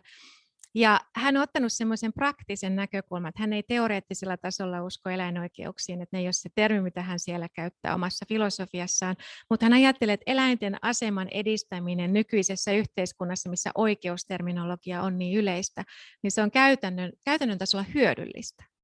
Eli koska oikeudet on yhteiskunnassa niin yleisesti käytetty termi, niin sitten on hyvä soveltaa niitä, mutta että hän teoreettisesti ei kuitenkaan ajattele, että se olisi se paras keino. Joo. Mietin tässä lopussa empiiristä tutkimusta siitä, että mikä vaikuttaa tähän oikeasti toimintaan, ei pelkästään aivan. Nyt tässä aikaisemmin se, kuka tämä viimeinen päättely, että sä esittelit, niin hän oli sanonut, että eläinten kohtaaminen voisi olla yksi näistä, vai erilaisista näkökulmista tähän lähtee. Onko tästä mitään empiiristä näyttöä, että onko siellä väliä, että vaan missä kontekstissa on, miten sä kohtaat niitä eläimiä? Mä ainakin itse voisin heittää tässä hypoteesin, että sellaiset ihmiset, jotka kohtaa kaikkein eniten eläimiä, esimerkiksi tuotantoeläimiä, on myös niitä, jotka ei välttämättä pidä niitä arvokkaina, kun taas sellaiset henkilöt, jotka kohtaa niitä vähemmän ja kohtaa eri kontekstissa esimerkiksi lemmikkinä, niin he lähtee, heille tällä on enemmän merkitystä sillä, että he kohtaisivat näitä tuotantoeläimiä. Niin onko tästä mitään sillä merkitystä, että mistä kontekstissa? Joo, siis erinomainen kysymys.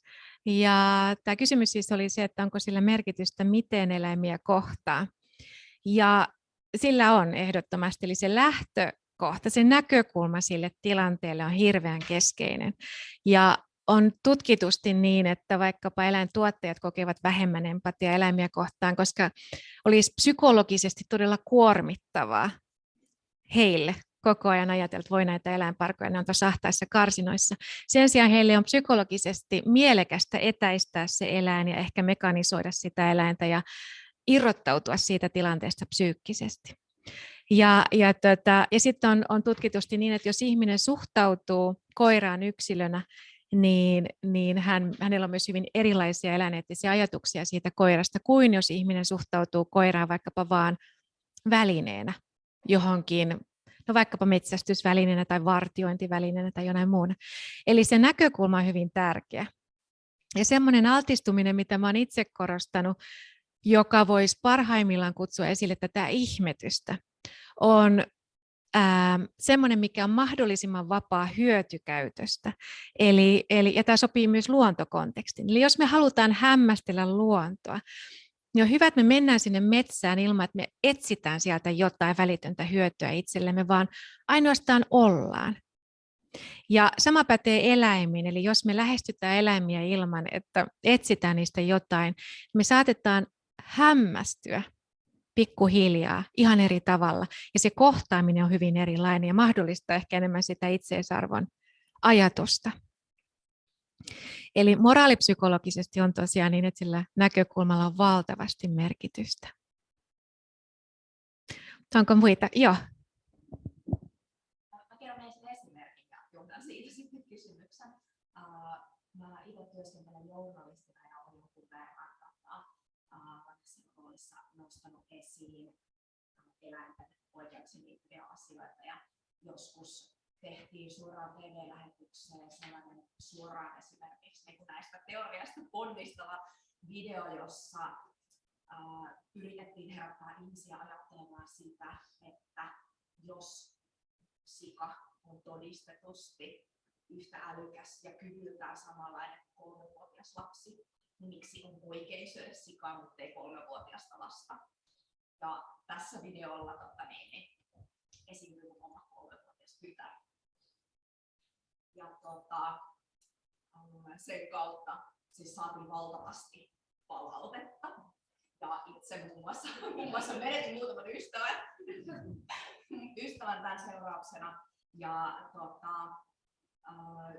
yksi sellainen tunne, mikä ihmisissä nousi, oli viha.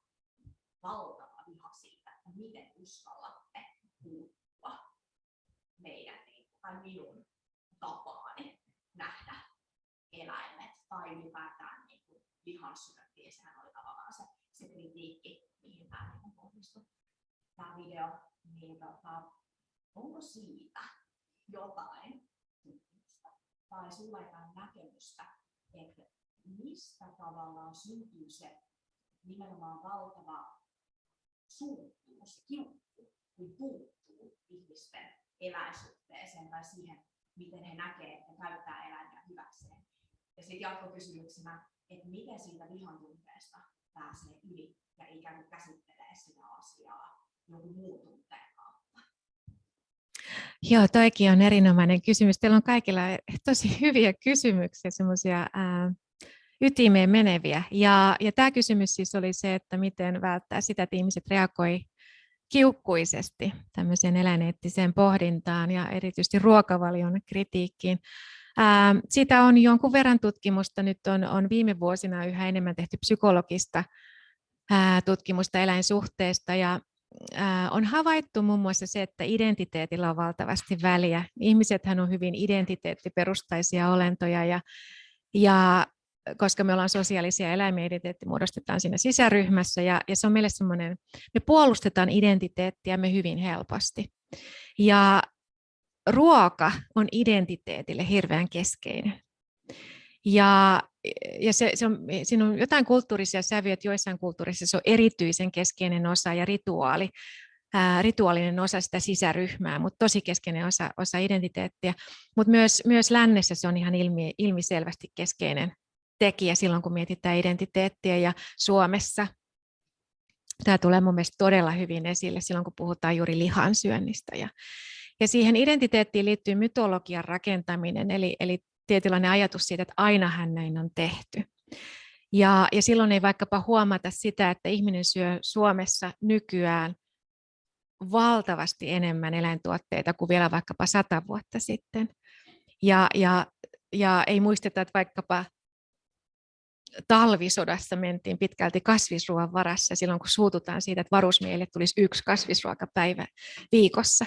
Eli muodostetaan semmoista mytologiaa historiasta, joka on niin kuin täysin lihansyöntiin keskittyvä. Ja sitten on poliitikkoja, kuten Mikko Kärnä, jotka sanoo, että he ei syö ikinä mitään muuta kuin lihaa. Tämä oli varmasti lipsautus häneltä Twitterissä aikoinaan, mutta joitain viikkoja sitten. Mutta siis on semmoinen myytti ihmisestä, joka vaan niin kuin se on se pihvi siinä koko ajan. Se on se hänen identiteettinsä. Ja tätä on siis tosiaan tutkittu ja on havaittu, että kun identiteettiä kritisoidaan, niin seurauksena on kiukku, koska siinä mennään ihmisen ihon alle. Ja ihmisille voi tulla kokemus siitä, että heitä henkilöinä kyseenalaistetaan. Ja mä oon paljon miettinyt sitä, että miten tätä voisi välttää, koska mä oon saanut paljon vuosien varrella kiukkua osakseni erilaisissa, varsinkin siis silloin kun on mediassa, niin tulee aikamoista kommentointia välillä. Ja mietin, että miten sitä kiukkupurkausta voisi välttää. Ja mä siinä kirjassa Häpeä ja rakkaus ihmiseläinluonto. Mä käsittelen syyllisyyttä ja häpeää semmoisina perustunteina, jotka helposti johtaa kiukkuun. Eli jos ihminen kokee, että häntä kritisoidaan henkilönä, niin hän saattaa raivostua. Se, että miten sitä kiukkua voisi välttää, se riippuu niin paljon siitä tilanteesta ja henkilöstä. Mutta mä ajattelen, että se ehkä kaikkein tehokkain keino olisi, ja mä haluan tulevaisuudessa kirjoittaa tästä, kun mä viimein ehdin, niin olisi se, että me vaikutetaan siihen identiteettiin. Eli että me alettaisiin tuottaa sellaista identiteettiä myös Suomessa, mikä ei ole niin valtavan ruokakeskeinen ja mikä ei ole välttämättä niin valtavan lihakeskeinen, vaan enemmän salliva sen suhteen, että ruoka voi olla myös muuta kuin lihaa ja eläintuotteita ja leikiteltäisiin identiteeteillä enemmän ja oltaisiin niiden suhteen rennompia. Ja opeteltaisiin kulttuurisesti semmoista tapaa olla, missä se ruoka ei menekään ihmisen ihon alle, niin siis ruokakritiikki ei mene samalla tapaa ihmisen ihon alle. Ja tämmöinen identiteetin laventaminen olisi tärkeää. Ja tämä nyt palautuu, mä mainitsin nyt 3. kerran tämä sukupuoliteema. niin se palautuu osittain siihen, että me voitaisiin tuottaa kulttuurisesti enemmän semmoista mallia mieheydestä, mikä ei ole aina pihvikädessä, mikä laventaisi sitä mallia niin, että miehetkin vois kokea, että se on ihan ok, että mä työpaikalla syön tänään vaikka vegaanilounaan, tai mä syön kasvispainotteisesti, tai mä valitsen tällä kertaa tämän kasvisaterian. Koska mä tunnen siis, mulla on uskoutunut vuosien varrella moni mies, jotka on sanoneet, että he on niin semmoisia kaappivegaaneja tai kaappikasvissyöjiä, että hei, työpaikalla kehtaa. Että mitä he voi tehdä. Ja sen takia mä tätä sukupuolta tässä mainitsin, että tämä on hirveän relevantti. Mutta tämä on vain yksi esimerkki näistä identiteeteistä, ja niitä muitakin identiteettejä on semmoisia, mitä voisi vaikka maalaisuusidentiteettinä. Mä olen itse maalainen alun perin, niin mä ajattelin, että olisi hyvä, että sitäkin laventaisi niin, että myös maalainen voi syödä kasvispohjaisesti. Joo. Joo, kiitos esityksestä. Tähän liittyen itse elin maaseudulla 60-luvulla ja maanviljelijät joutuivat siihen tilanteeseen, että he elisivät sen tuotantokoneiston kautta, eli niistä karjoista ja muista tehtiin tätä tuotantovälinettä. Kyllä, niillä ihmisillä oli hyvin lämmin suhtautuminen eläimiin, pidettiin jopa ystävinä. Heillä oli nimet näillä kaikilla lehmillä ja kissoilla ja koirilla. Eli tässä niin kuin mullakin heräsi jonkun verran niin kuin tunteita, ei tämän esityksen perusteella, vaan ylipäätään tästä aiheesta, että miten tämä saisi järjestettyä sillä tavalla, että nämä karjan kasvattajat ja muut niin kasvattaisivat niitä karjaa ja heille tulisi se taloudellinen niin kuin tuotto sillä tavalla, että he hoitaisivat näitä, eikä olisi laisinkaan tätä tuotantokoneistoa. Eli eikö tässä ole niin kuin aika jännästi, että otetaan kantaa näihin henkilöihin, jotka toimivat näiden eläinten kanssa, mutta he ovat niin kuin tavallaan syyttömiä siihen niin kuin lähtökohtaisesti, koska se on ulkoapäin se, että he ylipäätään voivat niin kuin saada elämää. Joo, kiitos kysymyksestä. Mä toistan sen verran Zoopin puolelle, että kysyttiin, että miten voisi mahdollistaa sellaista eläintuotantoa, missä niitä eläimiä kohdellaan paremmin. Eli miten huomioida sitten tätä eläintuottajan näkökulmaa ja niitä kysymyksiä, mitkä liittyy siihen, että he saa todella vähän taloudellista voittoa tällä hetkellä ja on sitä kautta viety äärimmilleen se eläintuotanto. Ja tuo on hyvä kysymys siksi, että mä nyt vaihdan niin kuin näkökulmaa tästä eläinten itseisarvosta ja oikeuksista vähän aikaa eläinten hyvinvointikeskusteluun, mikä on hyvin erilainen. Ja eläinten hyvinvointikeskustelussa lähtökohtana on se, että eläimiä voi hyödyntää, mutta se pitäisi tehdä niin, että niille aiheutetaan mahdollisimman vähän kärsimystä. Ja on ihan totta, että Suomessa on ollut aiemmin enemmän pientiloja. Mäkin muistan mun lapsuudessa 80-luvulla, 80-luvun alussa, niin meidän kylällä, mä tulen hyvin pienestä kylästä, niin oli paljon vielä pientiloja. Ja mä havaitsin silloin, että tuottajien asenteet saattoi olla hyvin vaihtelevia. Osa oli jopa sadistisia ja hyvin piittaamattomia. Osa taas saattoi itkeä, kun lehmiä vietiin teurasautoon. Ja se niin kuin skaala, ihmisyyden skaala tuli siinä esille. Ja tässä kirjassa mä itse asiassa on 3 esseitä mun lapsuusmuistoista liittyen tähän eläinsuhteeseen. Että se on ihan totta, että on myös niitä tuottajia ollut varsinkin aiemmin, kun oli pientiloja, jotka on kokeneet kiintymystä niitä eläimiä kohtaan ja hoitaneet niitä paremmin. Mutta tämä nykyinen taloudellinen realiteetti on se, että suuret lihatalot saa ne päävoitot. Ja tuottajalle jää hyvin vähän. Ja se tarkoittaa, että sitä tuotantoa täytyy koko ajan tehostaa. Eli eläinten elintila on minimoitu, tuotanto on mahdollisimman koneistettua ja jalostus on viety äärimmilleen. Ja tämä on kaikki kauheaa eläinten hyvinvoinnin näkökulmasta. Sillä on tosi suuria seurauksia eläinten hyvinvoinnin. Joo, kyllä. Ei se ole niitä, enkä mä missään. Joo, kyllä. Ja mä en missään nimessä syytä eläintuottajia. Se ei ole semmoinen, niin kuin en ollenkaan, vaan tätä järjestelmää, meidän maailmankatsomusta ja sitä, että me ei olla ihan mietitty tätä kunnolla yhteiskuntaa, mikä olisi hyvä niille eläimille. Mutta mihin se on johtanut, mä sen verran jatkan, niin on se, että meillä on vaikkapa 150 000 broilerin broileritiloja. 150 000 eläintä. Ehkä kourallinen ihmisiä, jotka käy siellä noukkimassa ne kuolleet, kun yön aikana kuolee paljon näitä ylijalostettuja eläimiä. Ja sitten hoito on pääsääntöisesti muuten hyvin koneellista, eli siellä ei nähdä niitä hyvinvointiongelmia ollenkaan, eli sitä, että eläimet on sairaita tai kärsiviä tai muuta. Ja tämä on se suunta, mihin me ollaan menossa. Tämä on valitettavasti se suunta, mitä myös Suomen yhteiskunta, valtio on tukenut. Eli maataloutta tuetaan kyllä, mutta tuetaan tätä tehostumista, eli suurempia tiloja, ja samalla sitten mahdollistetaan, että lihatalot saa sen hyödyn. Ja ne itse tuottajat, siis mä ajattelen, että he on osa sitä niin kuin kärsijöiden joukkoa, että he kärsivät tästä tilanteesta myös, kyllä.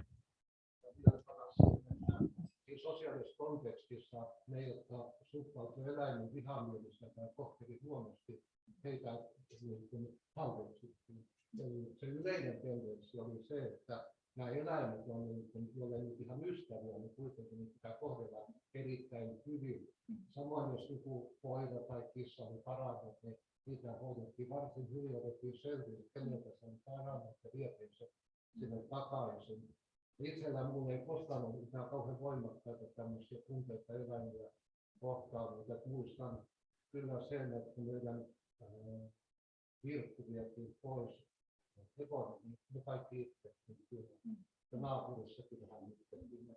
Siis tämä, että annetaan joskus sen tyyppinen, että sinä antaminen, se saatetaan antaa sen tyyppinen kuva, että nämä olisivat niitä, jotka kauhean keskeisesti haluaisivat tätä eläinten tuotantokoneistoa, vaan se on tuleneesta kansainvälisen kapitalismin hankkeista.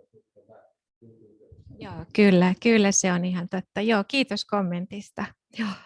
Onko vielä kysyttävää vai ehtiikö vielä?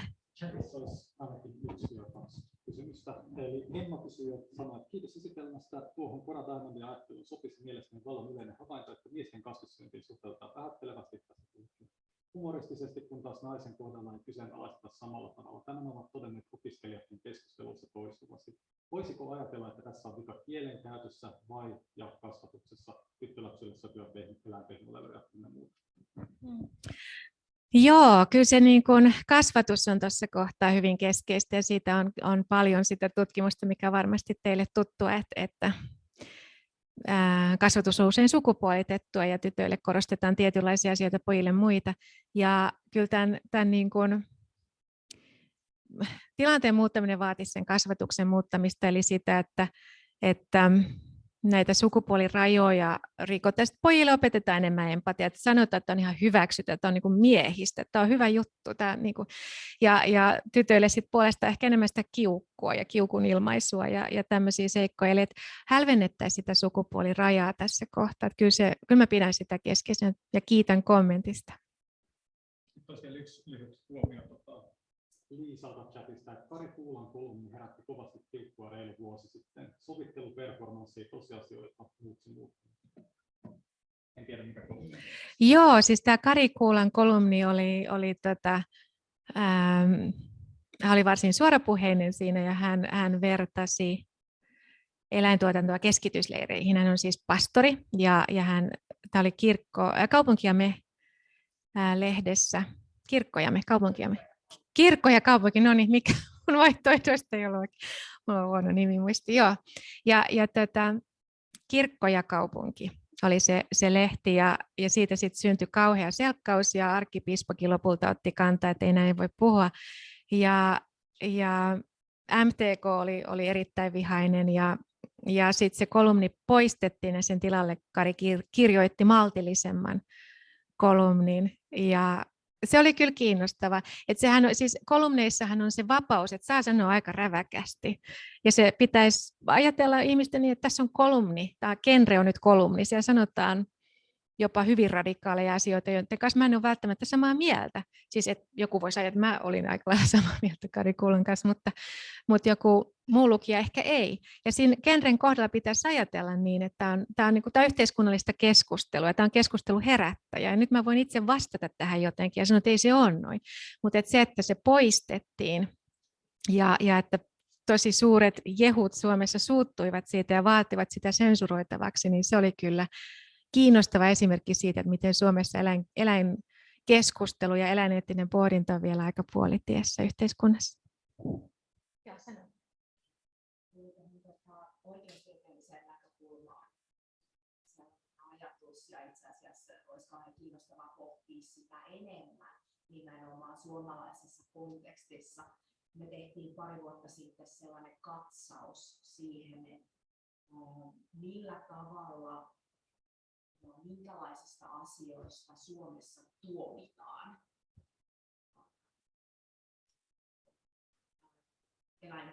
eläimiin kohdistuviin rikoksiin lainsäädäntöperusteella. Tehtiin muutamia sellaisia kiinnostavia huomioita, jotka ei koskaan päätynyt itse asiassa siihen lopputuotteeseen, koska ne oli enemmän ehkä sellaisia psykologisia havaintoja ja liittyy ehkä enemmän etiikkaan ja sellaisen suurempaan pohdintaan. 2 havaintoa, mitä tehtiin, oli, että ensinnäkin siis valtaosa eläimiin kohdistuvasta rikollisuudesta tapahtuu tuotantoeläinten kontekstissa. Ja suurin osa tuomituista työskentelee ammatikseen eläinten kanssa ja saa siitä sen elan. Mutta se kiinnostava pointti, mikä nousi sieltä taustalta, oli se, että usein oli suuria taloudellisia ongelmia, konkurssia, murrosta tai sitten mielenterveydellisiä ongelmia, yksinäisyyttä, masennusta, tuollaista taustaa. Me ei käsitelty sitä millään tavalla ja se olisi kauhean mielenkiintoista käsitellä sitä. Sitten taas lemmikkeihin liittyvässä rikollisuudessa niin tehtiin sellainen havainto, että se ei saturoitunut se havainto, meillä ei ollut riittävästi aineistoa siihen, mutta havaittiin, että se lemmikkeihin kohdistuva julmuus siirtyy helposti myös ihmisiin. Oli samalla kertaa tuomittu ihminen sekä esimerkiksi itäpuolen hamsterin tappamisesta oven väliin jättämällä ja itäpuolen pahoinpitelystä tai sitten koiran ampumisesta ja puolison pahoinpitelystä. Joo, toi on siis täällä puhuttiin väkivallan ja siis, siitä yhteydestä, mikä on eläimiin kohdistuvan väkivallan ja ihmisiin kohdistuvan väkivallan välillä. Ja se on ihan totta, että sitä on tutkittu ja se on aika selkeä se linkki. Valitettavasti vaikka perheväkivaltaa harjoittavat ihmiset on yleensä aloittaneet pahoinpitelemällä eläimiä ja usein se löytyy jo lapsuudesta. Ja erittäin väkivaltaiset ihmiset ovat yleensä jo lapsena olleet väkivaltaisia ensin eläimiä kohtaan. Ja sen takia tämmöinen sadismi eläimiä kohtaan, mikä on joillain tutkitusti, varsinkin joillain teinipojilla välillä aika yleistä, niin siihen pitäisi puuttua tosi nopeasti ja miettiä, että mikä tämän syy on, että miksi tämä ihminen toimii näin. Joo. Onko se todettu kausaatio eikä vain korrelaatio? Se, että koska he lapsena tekevät näitä asioita, niin sen takia tekevät noita. Ainakin kun on tutkittu siis sitä, miten sarjamurhaajat toimii ja miten se heidän rikollisuuspolku muodostuu, niin se siinä kontekstissa ainakin. Joo, siis toki, mutta onko kausaalinen yhteys? Onko se kysymys vaan, että se nuorena, koska hänellä ei saanut psykopaatti, hänellä ei ole tunteita esimerkiksi tai vastaavaa, tai ei ole kaikki samalla tavalla kiinnostunut muiden tai eläinten tai eläinten olevan tunteista, niin okei, ensimmäiset uudet oli eläimiä, koska niitä oli helppo. Väkivalta yleensä eskaloituu ja alkaa pienestä ja sitten se rakentuu. Se varmaan osittain selittää tuossa, mitä te ehkä sä tiedät enemmän. No siis mä en tiedä niitä tutkimuksen viimeisimpiä käänteitä, mutta on tosi hyvä kysymys ja se korrelaatio on se yleisin selitys, että se korrelaatiossa on sit yhdistävä tekijä, se on vaikkapa se empatian puute, eli ihminen kärsii empatian vajeista liittyen vaikkapa traumaattiseen lapsuuteen tai geneettisiin tekijöihin, mutta se, että kausaalisesti se väkivalta eläimiä kohtaan johtaisi väkivaltaan ihmisiä kohtaan, niin siitä on vähemmän näyttöä, mutta mä en tiedä tosiaan, että olisiko ihan viime aikoina tullut jotain uutta tutkimusta tästä, mutta oli miten vain, niin se niin kuin tämä kaikki kertoo siitä, että kannattaa puuttua. Teineillähän on aika paljon tietyssä kasvuvaiheessa sadistisia tämmöisiä kimmokkeita, niin niihin kannattaa puuttua ja kannattaa miettiä, että mistä ne kertoo ja minkälaista pahoinvoinnista ne kertoo. Ja jos niiden annetaan vain edetä, niin ne helposti voi johtaa tosiaan sitten aika suurenkin väkivaltaan aikuisuudessa. Mutta oliko siellä taustalla takana vielä jollain kysymys? Joo.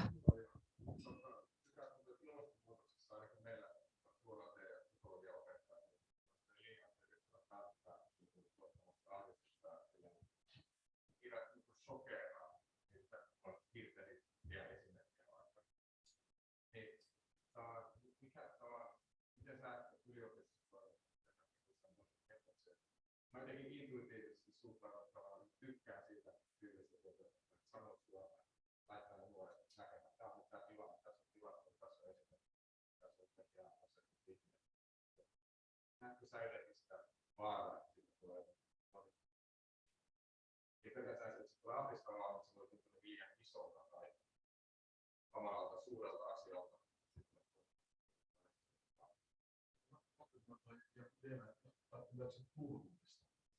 Niin, se on sitten pahassa sokeraiset, joka käyttäisi nuoret teille tässä.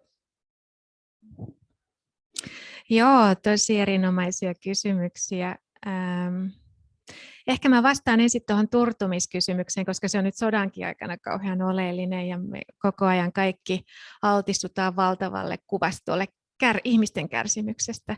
Ja tätä kuvastoa eläinten kärsimyksestä on aina välillä tarjottu myös Suomen mediassa, kun on vaikkapa salakuvamateriaalia esillä. Ja mä oon nyt itse analysoinut sitä, niin kun, että kun mä oon kirjoittanut empatiasta aika paljon tieteellistä tutkimusta ja nyt mä huomaan sitten tämmöisiä niin kun ilmiöitä itsessäni, joista mä oon kirjoittanut ja sitten mä oon koettanut reflektoida, että mistä tämä kertoo ja mitä tämä tarkoittaa mun tutkimuksen kannalta, mutta vaikkapa se tunne, että mä en pysty ottamaan enempää vastaan, että kun lukee jostain Pukhan kauheuksista, tai Butšan kauheuksista, mä en pysty enää, että mun pitää laittaa tämä pois. Ja semmoinen tietty itsesuojelu, sehän on empatiaväsymystä ja se voi pahimmillaan johtaa turtumiseen, eli siihen, että ei enää välitä.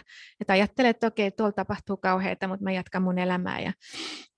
Ja empatiaväsymykseen, semmoiseen turtumisen ensiasteeseen, niin lääkkeenä on sen empatian kanavointi toimintaan. Eli on tutkitusti niin, että kun ihminen kokee, että hän voi tehdä edes jotain, oli se vaikkapa pienen rahamäärän lahjoittaminen niille kärsiville tai mikä tahansa semmoinen pieni juttu, niin silloin se estää sitä empatiaväsymystä ja sitä turtumista. Eli toiminnallisuus on todella tärkeää. Ja myös oppilaiden kohdalla niin kannattaa muistuttaa heitä siitä, että ilmastokriisi, eläinten kohtelu, ihmisoikeudet, sota, kaikki tämä on hirveän suuria kysymyksiä, jotka voivat olla tunnetasolla todella vaikeita. Mutta niissä auttaa se, että miettii, että mitä mä voin tehdä. Ja että sen, mitä tekee, sen kohdalla arvostaa sitä tekoa. Että vaikkapa jo mielipidekirjoitus, se on teko, jota kannattaa arvostaa itsessä. Mä tein jotain ja sitten kannattaisi antaa kehuja oppilaille. Jos ne tekee jotain pieniä juttuja, niin kehua. Et se on semmoinen ilmeisin selvitys siihen. Mutta sitten tämä ahdistus, niin mä oon Panu Pihkalan kanssa nyt samassa tutkimushankkeessa. Hän on kirjoittanut paljon tästä ympäristöahdistuksesta ja keskustelu hänen kanssaan siitä, ja mulla on semmoinen pienimuotoinen podcasti, mitä mä aina välillä aika harvakseltaan päivitän, niin sen viimeisin jakso on Panu Pihkalan kanssa, ja silloin ilmastoahdistuksesta, että se voisi kiinnostaa se, että mitä hän siitä sanoo, että pitäisikö meidän mennä siihen ahdistukseen mukaan, vai pitäisikö meidän tehdä jotain muuta. Ja hiukan Panusta poiketen, niin mä ajattelen, että sitä ahdistusta ei kannata vältellä. No ei hänkään nyt sano, että sitä kannattaa vältellä, mutta hän ehkä enemmän korostaa toivoa ja tämmöisiä teemoja. Mä oon ehkä kyynisempi ja mä ajattelen, että kannattaa kohdata asiat realistisesti. Ja sen jälkeen antaa toimintakeinoja, semmoisia moraalipsykologisia toimintakeinoja. Et nuorethan on älykkäitä, ne tietää, että kauheita juttuja meneillään. Se suojeleminen ei ole välttämättä kannattavinta. Ei tietenkään tarvitse ruokkia sitä ahdistusta tarkoitushakuisesti, mutta myöskään piilottelu ei kannata. Ja sen ahdistuksenkin kohdalla voisit sanoa, että no, nyt on kuitenkin tämmöisiä mahdollisuuksia, me voidaan vielä tehdä tämmöinen asia, tässä sä voit vaikuttaa sun omassa elämässä näin, tai me yhteiskuntana voitaisiin tehdä näin. Eli että tuo sitä toiminnallisuutta siihen, koska toimijuuden lisääminen, toimijuuden kokemus on vaikeiden tunteiden kohdalla se kaikkein keskeisin moraalipsykologisesta näkökulmasta. vielä kysyä itse asiassa, tästä tuli niin paljon asiaa liippua liittyen, pahoittelen tämä mun ajatuksia yhteen, niin täysin kohdennettu, mutta ajatuksen, että jos on niin moraalisuus, että halutaan jotain toimintaa aikaiseksi, esimerkiksi vaikka liittyen eläimeen, niin nyt oli se, että se on tehotonta antaa vain analyyttisiä argumentteja tämän puolesta, mutta sitten toisaalta niin tunnetta helpottaa se, että se toimit jollain tapaa, mutta miten me saadaan sitten tämä toiminta aikaiseksi. Nyt annoit aikaisemmin esimerkiksi siitä, että vaikka eläimen kohtaan, että kannattaa vaan mennä ilman jotain niin kuin suurta agendaa kohtaamaan, että saadaan ihmetys aikaiseksi, mutta sitten toisaalta on jonkunlainen tämä psykologinen ehkä tendenssi johonkin niin kuin sadismiin, ja nyt saattaa, tai nuorella tai lapsella lämpötekniikka on kehittynyt, ja tämä saattaa, vaikka ehkä korrelaatioilla kausallisuudet nousta, että lähes mahdotonta esittää kautta tehdä tutkimusta, missä me tehdään kokeilin astelun, missä me luetaan lapset tappaa eläimiä, ja sitten jotain tapahtunut.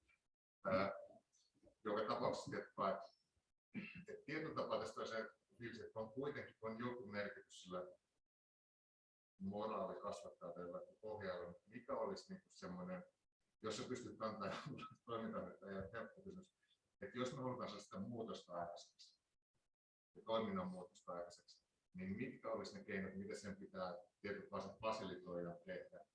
Että jos ei se ole pelkästään, että heitä metsään ja katso mitä tapahtuu, koska me pelätään sitä sadismia, että mikä tämä olisi.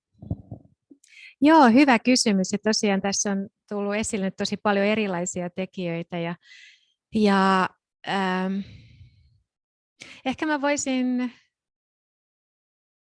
korostaa tässä sitä, että se, että nämä ei välttämättä johda suoraan muutokseen nämä moraaliteoriat, niin se ei tarkoita, etteikö niiden avulla voisi mennä siihen muutokseen. Eli se, että se Singerin argumentti lahjoittamisen puolesta ei suoraan sano ihmisiä lahjoittamaan suuressa määrin, se ei tarkoita, etteikö tämmöisten argumenttien tarjoaminen voisi pitkällä aikatähtäimellä vaikuttaa. Ja erityisesti, jos siihen tulee mukaan oma oivallus. Eli mä itse koen tärkeänä silloin, kun mä opetan opiskelijoita, niin mä koen tärkeäksi sen, että mä keskustelutan ja niin kuin varmasti tekin teette, niin että mä keskustelutan ja mä koetan saada ihmisiä miettimään. Ja on tutkitusti niin, että oma oivallus on tosi tehokas. Eli se, että joku tulee sanomaan, että hei kuule, se on nyt näin, muista nyt tämä ja muuta elämääsi, niin se ei toimi.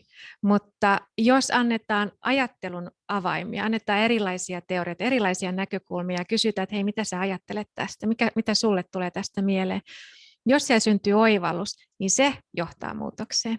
Eli oivalluksen mahdollistaminen ja tietenkin se, että ylipäätänsä menisi vaan ikään kuin tuputtamaan tiettyä ajattelutapaa, niin sen sijaan on hyvä antaa erilaisia näkökulmia. Sanoa, että on tämmöinen eläinetiikka, missä on ajateltu tämmöisiä asioita. Ne on sanoneet näin, mitä sä ajattelet tästä. Ja mulla on niin kuin sen verran uskoa ihmiseen, että mä ajattelen, että kyllä me usein, jos me mietitään asioita ihan vakavasti, niin me päädytään aika suotuisiin oivalluksiin.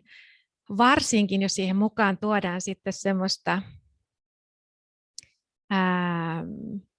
moraalipsykologista silmää, missä vaikkapa esille kutsutaan empatia tai keinoja käydä läpi vaikeita tunteita. Ja tämä moraalipsykologinen puoli on hirveän tärkeä myös, eli ei ainoastaan niiden